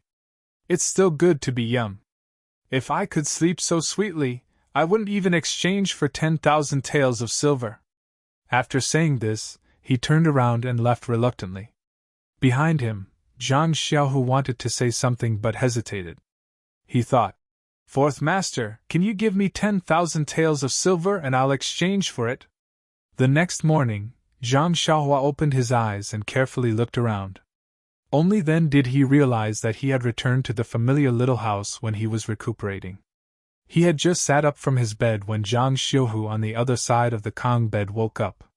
He quickly got up and said, "You're awake, Xiaohua?" Zhang Xiaohua smiled and said, "Yes, second brother. You should sleep for a while more." "I can't sleep anymore." Zhang Xiaohu was indeed tired. He laid down again and said, "Last night, Fourth Master Wen came and said that he had already sent a message to Huanxi Manor. He will definitely send someone to pick you up this morning and won't let you leave." When Zhang Xiaohua heard this, he asked, "Ben, do you know how the manor head and the others are?" At this point, Zhang Xiaohu sat up from his bed with a whoo sound. He glared at Zhang Xiaohua and asked, "Speaking of which, I really have to ask you. Yesterday, Fourth Master Wen said that you sacrificed yourself to save Manor Head O. Everyone thought that you were already dead. What did this mean? Why didn't you tell me earlier? Today, you have to tell me clearly." Zhang Xiaohua stared blankly and said embarrassedly, "This matter is very long. I'll tell you in detail in the future. Anyway, I'm not busy right now. I'm too lazy to tell you. If I tell you too much, you'll be worried instead." Zhang Xiaohu looked into Zhang Xiaohua's eyes and said seriously, "Xiaohua, even if you don't tell me, when I find out, won't I be worried as well?" Zhang Xiaohua smiled and said, "I know, second brother. I'll definitely tell you in the future. Is that not enough?" Zhang Xiaohu thought for a moment and said, "Forget it. You've grown up and have your own opinions. Do as you see fit. If you want to tell me, then tell second brother about it. If you don't want to, then hide it in your heart." Zhang Xiaohua said, "No matter how much I grow up, you're still not my second brother. If there's anything to discuss, I'll definitely look for you. Don't worry." "That's right, according to what you said, Manor Head O should be fine." Zhang Xiaohu thought for a moment and said, "It should be. Otherwise, Fourth Master Wen would have said it last night." Zhang Xiaohua nodded and said, "That's good. All right, second brother, I'm going to practice my fist. You go to sleep." Zhang Xiaohu jumped up from the Kong bed and said, "I'll go too. After hearing what you said, I can't sleep either." Thus, the two brothers went to the escort agency's martial arts training plaza one after the other. The 20 carriages that came back last night were still parked at one end of the plaza. It was still early and there weren't many people practicing their fist techniques in the plaza. Zhang Xiaohua saw this and was very happy. Although he felt that the Big Dipper magical fist that he practiced was perfect, it wasn't a fist technique that was circulated in Jianghu. He always felt that it was suitable for him to practice. If he were to practice it in public, he would always feel a little awkward and unpresentable. Zhang Xiaohua found an empty space and stood still with a pole. Following the path of the Big Dipper magical fist, he practiced each move. Zhang Xiaohu did the same. He practiced his most proficient 6 directions fist from beginning to end. When Zhang Xiaohu finished practicing, he felt very comfortable all over. He sighed and said, "The ancients said that life lies in movement. They didn't deceive me." When he looked up, that Zhang Xiaohua was still practicing his fist techniques. Seeing his moves that were like moving clouds and flowing water, he must have succeeded in practicing the fist technique that he had perfected. Thus, he carefully looked at it. As expected, Zhang Xiaohu actually found 6 moves of the 6 directions fist technique from Zhang Xiaohua's fist technique. Zhang Xiaohu couldn't help but think to himself, Xiaohua's fist technique is really strange. It's a mess after changing it, but it can still be combined so fluently. It's really a rare miracle. The strangest thing was that Zhang Xiaohua didn't stop practicing. Zhang Xiaohu was even more puzzled. How many moves did this fist technique have? But when he took a closer look, he realized that Zhang Xiaohua was practicing it over and over again. When the number of people in the square gradually increased, Zhang Xiaohua finally finished practicing the Big Dipper magical fist 9 times. That warm flow flowed through his body with the last move. Only then did Zhang Xiaohua stop. Seeing his second brother looking at him from the side, he quickly ran over. Zhang Xiaohu saw his brother coming over and asked curiously, "Xiaohua, do you practice your fist technique so diligently every day? Do you practice it many times every time?" Zhang Xiaohua smiled and said, "Not many, just 9 times. It's useless to practice more." Zhang Xiaohu didn't mind when he heard that. He said, "Overdoing it is as bad as falling short. You have to be careful." Zhang Xiaohua didn't think much of it and said, "Sometimes, I practice it 81 times a day. What's this? You see, I'm not panting and my face isn't red. Naturally, there's no problem." Zhang Xiaohu wanted to persuade him again, but he remembered that when he only knew the Liuhe fist, he also practiced it over and over again. So, he shut his mouth. At this time, the number of people practicing in the square had increased. The two of them walked back slowly. When they reached the door of the small courtyard, they heard a familiar voice behind them. It cried out in surprise, "Zhang Xiaohua, it's really you." Zhang Xiaohua heard it, and turned back in surprise. He shouted, "Captain He, you're still alive?" Zhang Xiaohu looked back. Wasn't it Captain He Tianshu from the Huanxi Mountain Villa's medicinal field? He Tianshu ran closer with a face full of joy. When he heard Zhang Xiaohua's words, he couldn't help but say bitterly, "Zhang Xiaohua, you're still alive? Why can't I be alive?" Zhang Xiaohua blushed and muttered, "I haven't seen you guys in a long time. I don't know about you guys. I'm just happy to see you." He Tianshu lovingly patted Zhang Xiaohua's head and said with a smile, "It's okay, Zhang Xiaohua. Why would I mind?" After he finished speaking, he turned to Zhang Xiaohu and said, "Zhang Xiaohu, we've met before. I'm He Tianshu from the Huanxi Mountain Villa. Yesterday, I received a message from 4th Master Wen. The Villa Master was very surprised and asked us to pick up Zhang Xiaohua early in the morning. You see," Zhang Xiaohu said with a smile, "4th Master Wen already told me last night. You can bring him back to the villa now." Then he said to Zhang Xiaohua, "Xiaohua, pay more attention to your safety in the future. Don't go to places where bears appear." Zhang Xiaohua said with a smile, "I know, second brother." "That's right, didn't you want to know the ins and outs of the matter? Why don't you come with me to the villa? Sister Villa Master will definitely want me to tell her." Zhang Xiaohu thought for a moment, and shook his head. "Forget it. The escort team just returned last night. There must be a lot of things to do today. I'd better deal with the matters here first." Seeing this, Zhang Xiaohua didn't insist. She said goodbye to Zhang Xiaohu and followed He Tianshu out of the escort agency. When Zhang Xiaohu saw that his younger brother had walked far away, he turned around and went back into the house. He found 5 coins worth of loose silver from his money pouch and went to the accountant's residence. He handed the silver to the sleepy accountant before he went to eat breakfast and began to wrap up the escort team's return. When Zhang Xiaohua followed He Tianshu out of the escort agency, they were greeted by a large black carriage. It was twice as big as the carriage Zhang Xiaohua used to ride. Zhang Xiaohua couldn't help but be stunned. At this moment, the curtain of the carriage was lifted and a clear voice sounded. "Xiaohua, quickly get in." Zhang Xiaohua took a closer look. Who else could it be but Chiu Tong? Zhang Xiaohua called out. "Sister Chiu Tong, you're here too?" Then she ran forward. When Zhang Xiaohua got into the carriage, He Tianshu also followed. Zhang Xiaohua's first sentence was, "Sister Chiu Tong, this carriage is really big." Chiu Tong smiled and said, "Yes, this is the young lady's carriage. Today, she specially came out to pick you up, our great benefactor." He Tianshu also smiled and said, "We're also basking in your glory.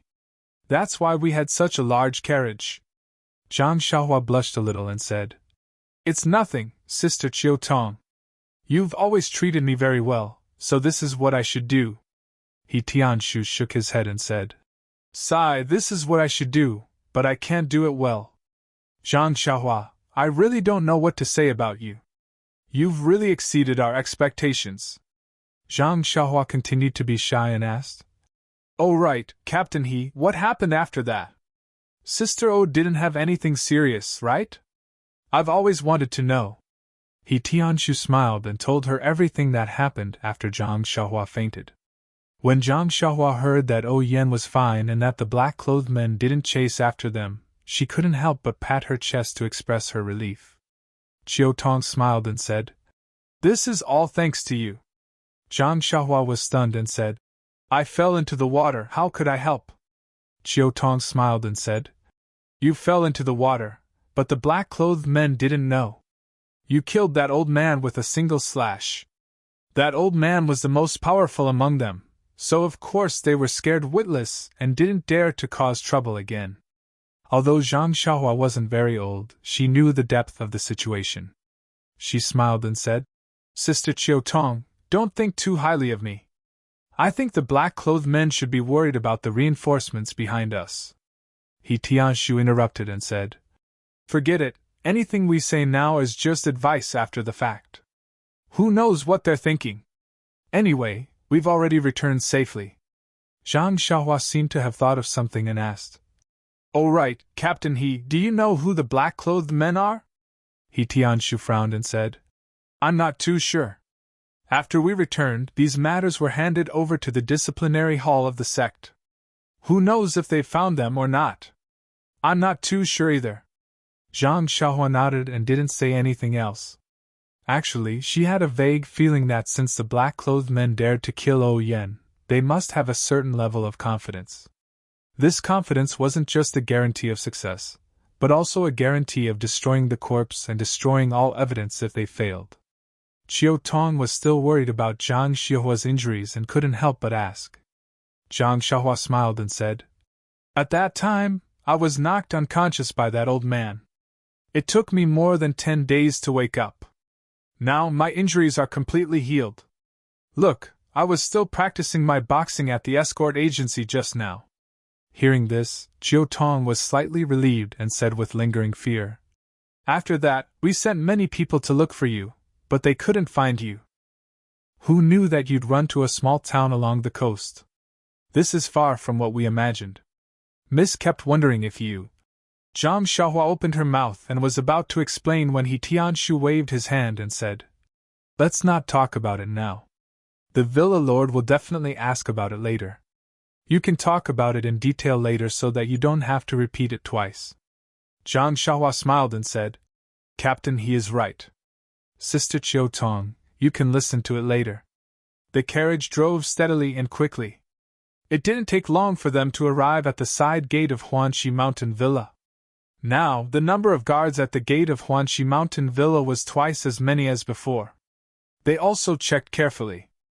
Although it was the carriage of the manor lord, they still checked it before letting it in.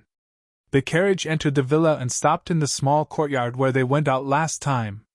This place was very close to the inner courtyard. Under Chiu Tong's guidance, they passed through several courtyards and arrived at the main hall of the inner courtyard. There was no one else in the main hall except for Elder Yu and O Yen. When Zhang Xiaohua came in with Chiu Tong, O Yen was looking outside from time to time. She seemed to be very anxious to see Zhang Xiaohua. When Zhang Xiaohua entered the main hall, Elder Yu and O Yen both stood up. O Yen walked towards Zhang Xiaohua. How could Zhang Xiaohua dare to trouble her leader? She quickly walked over and called out, "Sister O, are you all right?" O Yen smiled like a flower and looked at Zhang Xiaohua. "I'm very good. Zhang Xiaohua, how about you? Let me see if your injuries have healed." After saying that, she took Zhang Xiaohua's hand and looked around. Zhang Xiaohua smiled and said, "I've healed a long time ago. Sister O, don't worry, I'm very lucky." When O Yen heard that, she said, "That's good. We were all worried about you and thought that you..." Just like Chiu Tong, O Yen didn't say the word out loud. After that, O Yen asked Zhang Xiaohua to sit on a chair and asked her about the situation after she got injured. Zhang Xiaohua thought for a moment and told her about how she was rescued after she got injured. After she recovered, she went out to look for a way home. She happened to meet the escort team of the Lotus Escort Agency and found her second brother. After that, she followed the escort team back to Pingyang City. However, he didn't mention Shirtai's name, Little Dream's name, and what happened in the cave. Firstly, Shirtai told him not to tell anyone. Secondly, he came across the cave by chance when he was catching rabbits. He didn't treat it as something important. Upon hearing Zhang Xiaohua's encounter, everyone couldn't help but be dumbfounded. Zhang Xiaohua's situation was quite bizarre. He had actually drifted so far away and had even met a familiar relative. Most importantly, Zhang Xiaohua had suffered such heavy internal injuries, yet he had managed to survive while drifting. Furthermore, he had recovered in such a short period of time. O Yen and Elder Yu wanted to ask more about Shirtai, but Zhang Xiaohua had already promised not to tell anyone. Moreover, she was his savior, so all the more he couldn't say anything. In the pugilistic world, one's promise was worth 1,000 gold. Everyone understood and didn't ask anymore. However, Elder Yu said, "Zhang Xiaohua, can you let me see your sword? Please collect it, thank you." 0. Chapter 144. Zhang Xiaohua hesitated for a moment before taking out his beloved sword and handing it over to Elder Yu. Elder Yu reached out to receive the sword and felt its weight. He couldn't help but frown. He carefully examined the ordinary sword but couldn't find anything special about it. He even injected his internal energy into it in hopes of discovering something. Unfortunately, he didn't have Li Jian's sword aura ability, and the sword didn't have any reaction. It was as if the sword was just a toy other than its weight. Elder Yu shook his head and continued to look at it. He didn't return it to Zhang Xiaohua, hoping to discover something from it. Zhang Xiaohua looked at Elder Yu eagerly and couldn't help but ask, "Elder Yu, don't tell me you don't want to return it to me?" Elder Yu looked at Zhang Xiaohua and smiled. "Yes, this toy is really not bad. It could even pierce through the black-clothed man's iron shirt. Of course I want to keep it for fun." Zhang Xiaohua shrugged and said helplessly, "Since Elder Yu likes it, I also want to give it to you. It's a pity that when I was saved, I didn't have anything to thank him with, so I gave this sword away. Now, even if I wanted to give it to you, I can't." Elder Yu glared at Zhang Xiaohua and said, "Who are you trying to fool? Who would want this thing? Don't play any tricks, I don't plan on taking it from you." At this moment, O Yen also walked forward and asked curiously, "This is the thing that killed the black-clothed man?" He Tianshu also walked forward and said, "Yes, it's this sword. The wound should be the same as the one on the black-clothed man's throat. It was also given to me when I bought the steel sword." O Yen wanted to take it for a closer look, but Elder Yu said, "Manor Lord, don't take it yourself. Although this sword looks like a toy, it's not light. I'll take it, and you can take a closer look. Yen followed his advice and only frowned as she looked at the sword.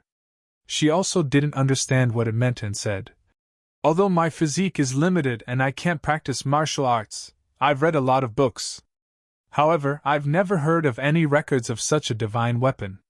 Elder Yu stretched out his hand and touched the tip of the small sword a few times.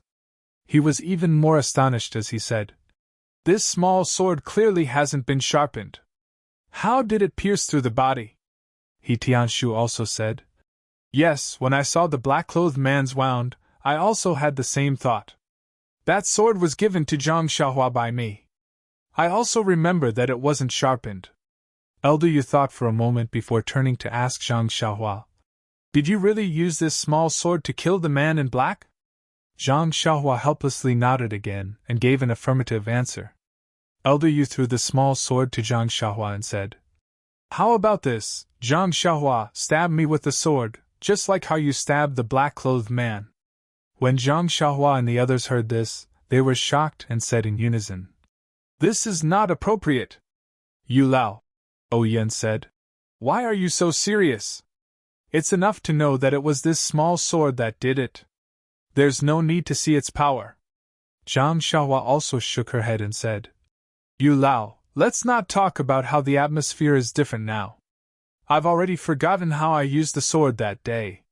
Moreover, if I accidentally hurt you, I really can't bear the responsibility."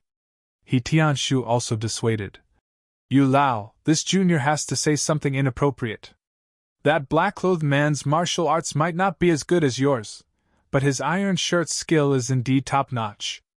Even Changa's sword couldn't pierce through it. Do you think that you can let Changa stab you with your bare hands and not be injured?" Elder Yu thought for a moment and smiled bitterly. "I was the one who taught Zhang Xiaohua this sword move. I'm naturally happy that she succeeded in the rainy night. However, the power of this sword move was beyond my expectations. I really want to know the reason." Everyone still shook their heads. At this moment, Chiu Tong interrupted. "How about this, Yu Lao? Let Zhang Xiaohua use the sword move as usual. However, how about letting her use half of her strength? I don't think it's a big deal." Aside from Zhang Xiaohua, everyone else showed an expression of agreement. In truth, when Zhang Xiaohua practiced this sword move, she never thought of using it on others. The angle of the sword move was tricky and the appearance of the warm current wasn't something that she could control. As long as the speed was fixed, it would appear. Zhang Xiaohua had experienced the power of the move and she estimated that Yu Lao might not be able to withstand it. However, if she really said that, she would definitely offend Yu Lao. She had only practiced for a few months, so how could she be so arrogant? There was also another problem. If it was as Chiu Tong said, why did she only use half of her strength? Her left hand was already used to the speed of the sword move. As long as the speed was right, even if she used half of her strength, the warm current would still appear. The small sword's power wouldn't decrease and she wasn't willing to take this risk. Zhang Xiaohua was about to shake her head in objection when her eyes suddenly lit up as she thought of an idea. She smiled and said, "All right, then we'll do as Chiu Tong says. I'll use half of my strength. How about you try this move of mine? But let's make it clear that this is the only move. If it doesn't work, then the other moves will be ordinary." Elder Yu smiled. "All right, let's try this move." With that, Elder Yu walked out first with everyone following behind him. Only Zhang Xiaohua walked at the back with a bitter expression. There was a wide path in the middle of the courtyard. Elder Yu and Zhang Xiaohua stood opposite each other and Zhang Xiaohua asked, "Elder Yu, are you ready?" "I'll start now." Elder Yu smiled. "All right, go ahead. I'll receive it here." Zhang Xiaohua still wasn't reassured and asked again, "Elder Yu, are you really not going to reconsider?" Elder Yu scolded with a smile. "Stinking brat, go ahead. I was the one who taught you that move, so why should I be afraid of you? Bring it on." Hearing this, Zhang Xiaohua moved her sword to her right hand and shouted, "Take this." She held the small sword in her right hand and executed the same move she used to assassinate the black-clothed old man. The small sword was like a shooting star as it pierced towards Elder Yu's throat from a mysterious angle. To be honest, this sword technique was very powerful. Tianshu, who was watching from the side, was a little surprised. He had never seen Zhang Xiaohua practice swordsmanship before, but today, he saw that Zhang Xiaohua's swordsmanship was really skillful. The angle and strength of the sword technique were impeccable. He couldn't help but worry for Elder Yu. However, Elder Yu remained calm. What a joke. He was the one who had taught Zhang Xiaohua this sword technique. He had long since memorized the changes in the sword technique, the angle of the dagger, and the trajectory of the dagger. Before the dagger had even reached him, his body had already reacted naturally. When the dagger was right in front of his eyes, Elder Yu simply stretched out his hand and grabbed Zhang Xiaohua's wrist. If an enemy had grabbed his wrist, Zhang Xiaohua would have definitely struggled with all his might. However, this was a sparring session, so he naturally stopped and looked at Elder Yu, waiting to see what he would do. Elder Yu was also depressed. So this is the assassination move? It's very ordinary, Zhang Xiaohua said. This is the move. I'm sure of it. Elder Yu looked at the others. Tianshu was far away that night, so he couldn't see it clearly. On the other hand, Yan and Chiu Tong were in a critical moment, so how could they notice it? Seeing that everyone wasn't sure, Elder Yu let go of his hand. Then try other changes. Zhang Xiaohua was helpless. She could only pick up the small sword and execute all the moves she had learned with her right hand.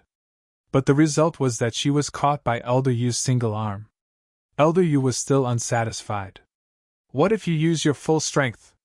Everyone still objected when they heard that. However, Zhang Xiaohua thought in her heart, if I use my right hand, I should be able to receive it with my full strength. Elder Yu was depressed. If you don't use your full strength, we won't know how powerful this sword is. Tianshu smiled. Isn't that easy?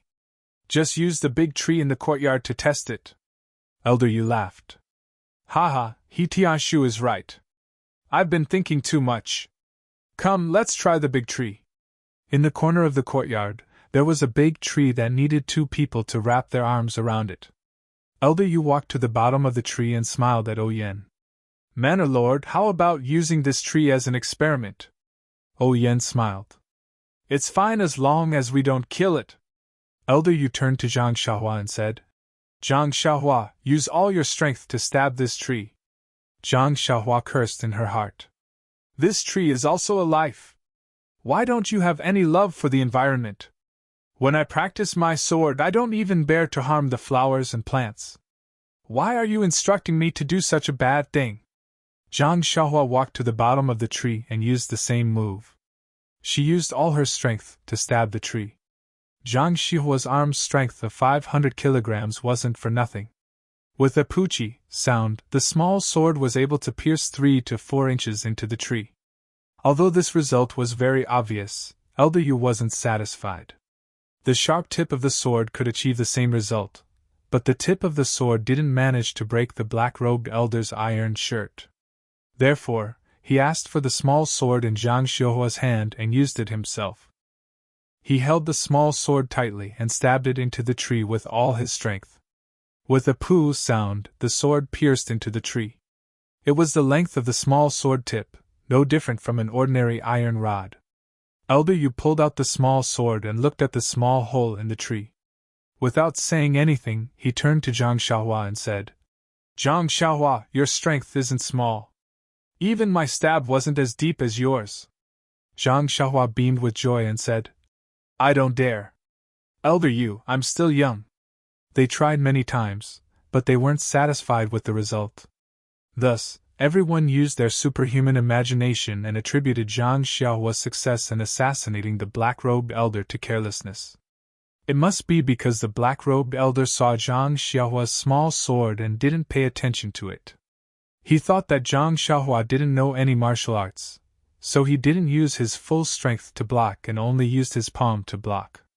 However, when he realized that Zhang Xiaohua's arm had superhuman strength, it was already too late. Furthermore, the black-robed elder's throat might be the weak point of the iron shirt. It was very easy for him to get injured. When Zhang Xihua's small sword hit his vital point, the black-robed elder's iron shirt was broken. After everyone thought about it, they came to this conclusion. Everyone felt that this was the truth. Why? Wouldn't it be obvious just by looking at the black-robed elder's expression? Carelessness killed people. Details determined success or failure. Since there was a conclusion, everyone stopped talking about this topic and returned to the hall. Elder Yu returned the small sword to Zhang Xiahua. Zhang Xiahua carefully hid it in her arms and deliberately sat quite a distance away from Elder Yu. Everyone chatted for a while. Zhang Xiahua suddenly thought of something and asked O Yen. Sister O, let me ask you a question. O Yen asked curiously. What's the matter, Xiahua? Just say it. We go on a long trip. Is there any subsidy or something like that? Zhang Xiahua asked weakly. Or, after I get injured and leave you guys, is there any subsidy for my daily food and lodging? O Yen was shocked.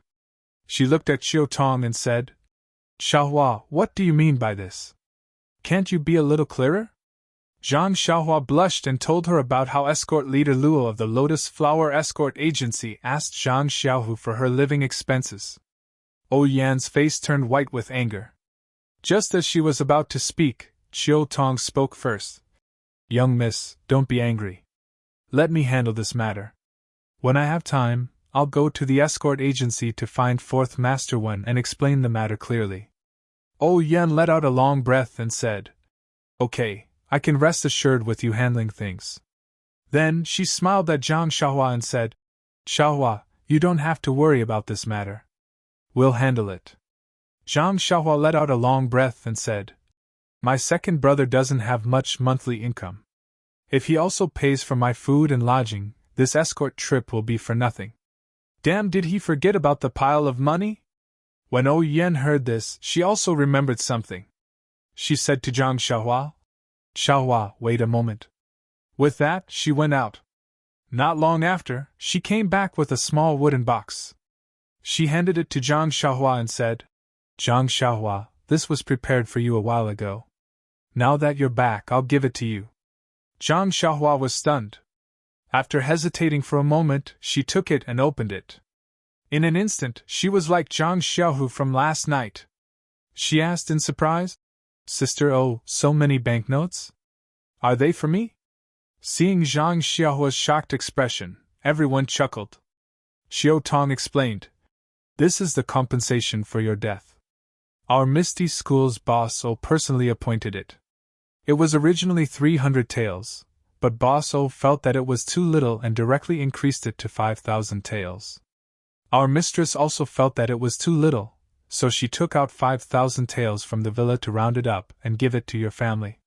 Zhang Xiahua looked at the banknotes and blinked. She said, I never thought that I would be worth so much money. This pile of silver is taller than me, and heavier than me. Everyone laughed.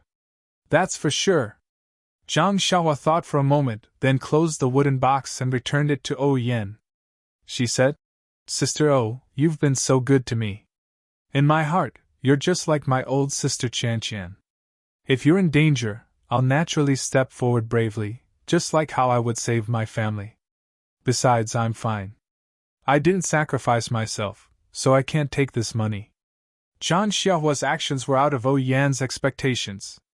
She asked in disbelief, Xiahua, this is 10,000 taels of silver. You really don't want it? Zhang Xiahua smiled and said, Sister O, to be honest, let alone 10,000 taels of silver, I haven't even seen 100 taels of silver before. But this is the compensation you gave me.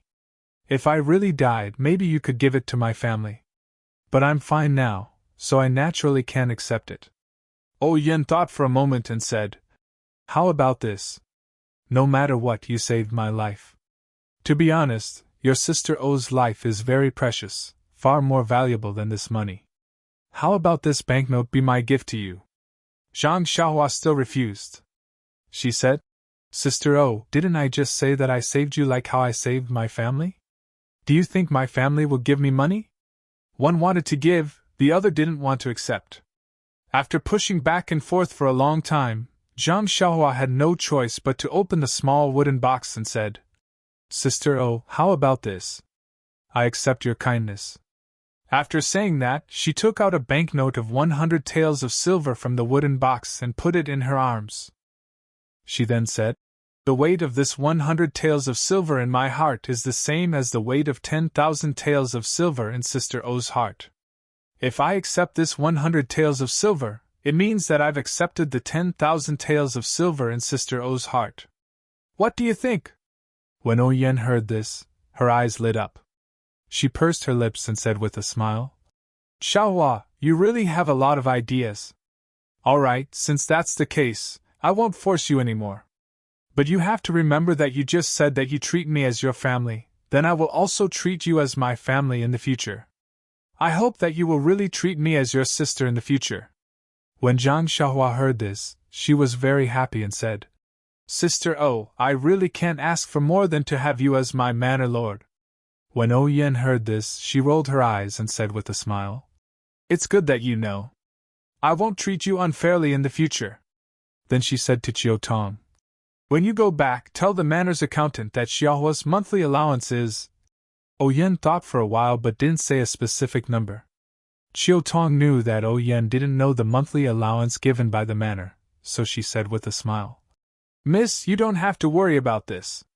Since Xiaohua is in our manor, he won't be short of money in the future. I think we should give him 3 taels of silver a month first. Anyway, his food and clothes are all in the manor, and it's only pocket money for himself. Even if he gives it to his family, it's enough."